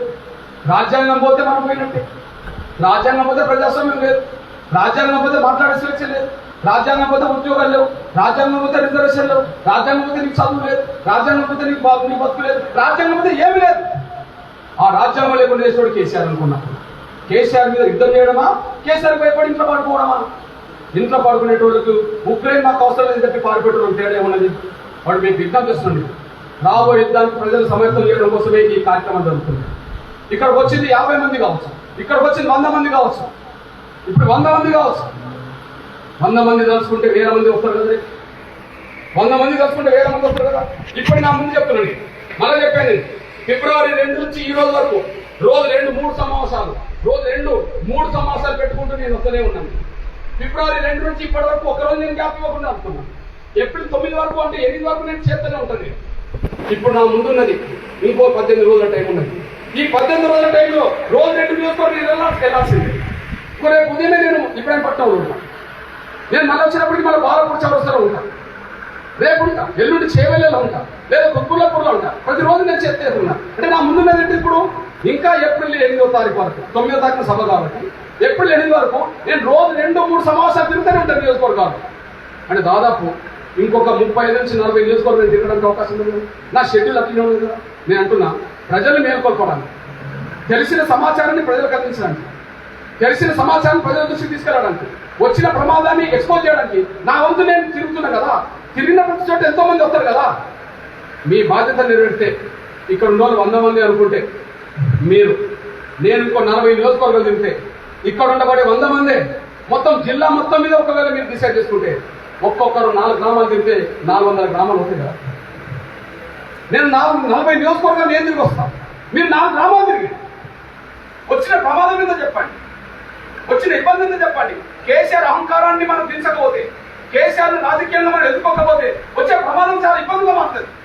మన బిడ్డల భవిష్యత్తు కోసం అంబేద్కర్ సాధించిన రిజర్వేషన్ పొలాలు, అంబేద్కర్ సాధించి పెట్టిన రాజ్యాంగ పొలాలు, అది ప్రజాస్వామ్యం పేరుతో ఉన్నా, అది వ్యక్తి స్వేచ్ఛ పేరుతో ఉన్నా, అది రిజర్వేషన్ పేరుతో ఉన్నా, రాజ్యాధికారుల భాగస్వామ్యం పేరుతో ఉన్నా, అవి అందించాల్సిన మనకున్నది రేపు రాబోయే తరాలు. మన కళ్ళ ముందే అవి పోతున్నాయి అనుకుంటే మన బిడ్డలకు మనం నష్టం చేసుకోవాలి కదా. అంబేద్కర్ సాధించిన ఫలాలు ఏ రూపంగా ఉన్నాయి ఇప్పటివరకు అందుతున్నాయి కొంత, కానీ కేసీఆర్ ఇక్కడ నుంచి చెట్టును నరకాలని చూస్తున్నాడు.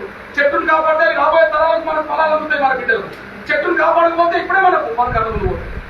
మరి మన కళ్ళ ముందు గోడగొట్టుకుందామా, దాన్ని కాపాడుకొని రాబోయే బిడ్డలకు అందించాలనేది ఈ తరమైన మన మీద ఆధారపడుకోవడం మీరు మర్చిపోవాలి. అందువల్ల మీకు విజ్ఞప్తిస్తాను, ఏప్రిల్ 9వ తారీఖు జరగబోయే యుద్ధ వేరు ర్యాలీ అది కేసీఆర్ ప్రభుత్వానికి ఒక హెచ్చరిక చేసే ర్యాలీగా ఉండాలి. అది కేసీఆర్ ప్రభుత్వం మీద ప్రజల తిరుగుబాటు ర్యాలీగానే కనిపించాలి. అది కనిపించాలంటే మీ పాత్ర మీరు పోషించాలి. ఇక్కడ ఉన్న నా తమ్ములకు, ఇక్కడ ఉన్న నా ఉద్యోగస్తులకు, ఇక్కడ పడి చదువుకున్న బిడ్డలకు అందరూ విజ్ఞప్తి చేస్తుంది, మీ భవిష్యత్తు కోసం ఇది మీ భవిష్యత్తు కోసం. మీ తల్లిదండ్రులు ఏదైతే మిమ్మల్ని చదివించుకుంటుందో అది రాజ్యాంగం ద్వారా. మీ తల్లిదండ్రులు ఏ ఆశలైతే పెట్టుకున్నారో మా బిడ్డలకు ఉద్యోగాలు రావాలని చెప్పి అది రాజ్యాంగం ద్వారా. లేదా మీరు అనుకున్న లక్ష్యాలకు అనుగుణంగా మీరు ప్రయాణం సాగించాలంటే ఇది రాజ్యాంగం ద్వారా.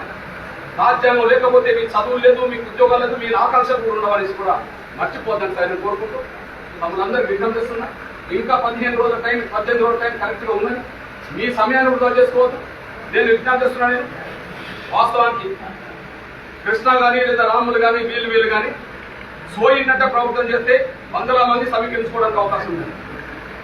సోయి లేని రోజు పాలక వర్గాలకు సంబంధించిన వాళ్ళ నాయకులతో నిత్య సంబంధాలు పెట్టుకునే రోజు ఎంఆర్పిఎస్ లో ఉన్నారు కాబట్టి యుద్ధం కరెక్ట్గా జరగట్లేదు. నెల రోజుల క్రితమే కేసీఆర్ దిష్టి బొమ్మ దగ్ధం చేయాలని పిలుపునిచ్చాం. గద్వేలో దిష్టి బొమ్మ దగ్ధం వేరే రాజ్యాంగానికి ప్రమాదం తీసుకొచ్చాడు. అంబేద్కర్ కంటే ఎవరు మనకు ముఖ్యం కాదు. రాజ్యాంగం కంటే ఏ కేసీఆర్ ముఖ్యం కాదు, వాళ్ళ తాత ముఖ్యం కాదు. రాజ్యాంగానికి నరికేయాలని చూసినప్పుడు, రిజర్వేషన్ ఫలాలు లేకుండా చేసినప్పుడు ఎంఆర్పిఎస్ ఎంఎస్సీ పిలుపునిచ్చింది. కేసీఆర్ దిష్టమా దగ్ధం చేయండి, కేసీఆర్ నిరసన వ్యక్తం చేయండి అని చెప్పి పిలుపునివ్వడం జరిగింది. కేసీఆర్ ప్రాతిథ్యం వహించిన ఈ గజ్వేల్ నియోజకవర్గం ఎందుకు జరగలేదు? ఎంఆర్పిఎస్ పేరుతో సభాధ్యక్షుడు ఉన్నాడు కదా, సీనియర్ నాయకుడు అనబడుతున్న వాళ్ళు ఇంకో దిక్కు అటు పక్కనే టోప్ పెట్టుకొని కూర్చున్నాడు కదా. వీళ్ళకి అది వర్తించవా? మీరు వర్తించవా? మీరు పాలక వర్గాలకు అనుకూలంగా ఉండి ఎంఆర్పిఎస్ ఉద్యోగంలో లీడర్లు కొనసాగుతున్నారా? మీరు లీడర్గా లేకపోయినా పర్లేదు, కానీ పాలక వర్గంతో యుద్ధం మొత్తం తప్పదనేసి కూడా మీరు మర్చిపోతారు. మీకోసం కాదు, నేను ఇచ్చిన టైం వారం రోజుల నుంచి కనుక మీరు మీ గ్రామం నుంచి మీ మండలం నుంచి కనుక కరెక్ట్ కష్టపడితే ఇట్లాంటి హాలు 10 నిండుతాయి. అవును, ఎక్కడనో చూసుకెళ్ళొద్దు, ఎక్కడనో కేసీఆర్ వ్యతిరేకంగా గట్టిగా మాట్లాడొద్దు, ఎక్కడనో కేసీఆర్ వ్యతిరేకంగా నిలబడొద్దు అని చెప్పి మీ మనసులో ఉండబడే తిరిగితనమో లేదా పాలక వర్గాల లీడర్లతో ఉండబడే సంబంధాల కొనసాగింపో మిమ్మల్ని ఇక్కడికి ముందుకు నడిపించాలి చేసుకుంటున్న గురువుతుంది. రాములు ఉంటే ఉండిపోతే పో, కృష్ణ ఉంటే ఉండిపోతే పో. మీరు లేకపోతే ఉద్యమాలు ఆగవు,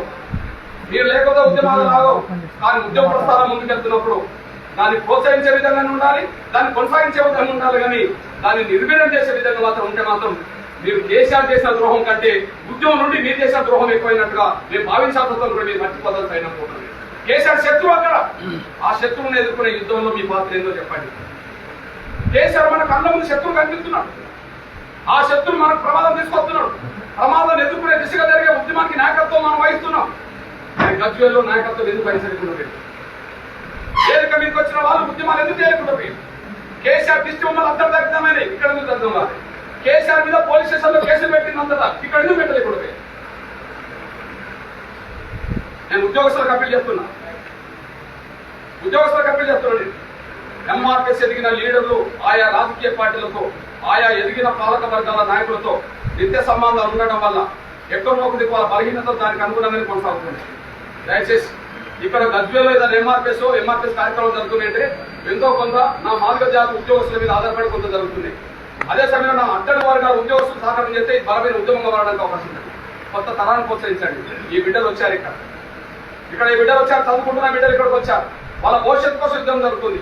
వాళ్ళని ఎడ్యుకేట్ చేయండి, వాళ్ళను ఆలోచనలు పెంచండి, వాళ్ళని కార్యక్రమం ఇవ్వండి, వాళ్ళని కమిటీలు వేయండి. వాళ్ళ ద్వారా యుద్ధం కొనసాగుతుంది. కానీ యుద్ధానికి నాయకత్వం వహించే వాళ్ళు మాత్రం ఇంట్లో పడుకున్నా లేదా ఉద్యమాన్ని నిర్వీర్యం చేసే బాధ్యతలు చేసినా కూడా ఎంఆర్ఎస్ నాయకత్వం మాత్రం మౌనంగానైతే ఉండదనేసి కూడా, వ్యక్తుల మీద ఆధారపడి ఎప్పుడు కూడా ఎంఆర్ఎస్ నడవలేదని, వ్యవస్థ నిర్మాణం మీద ఆధారపడి నడిచిందనేసి కూడా మర్చిపోదని కూడా విజ్ఞప్తి చేస్తూ, ఈ దిశగా ఎంఆర్ఎస్ లీడర్లను కొత్త తరాన్ని ప్రోత్సహించే దిశగా మీ మాత్రం మీరు ప్రోత్సహించారు.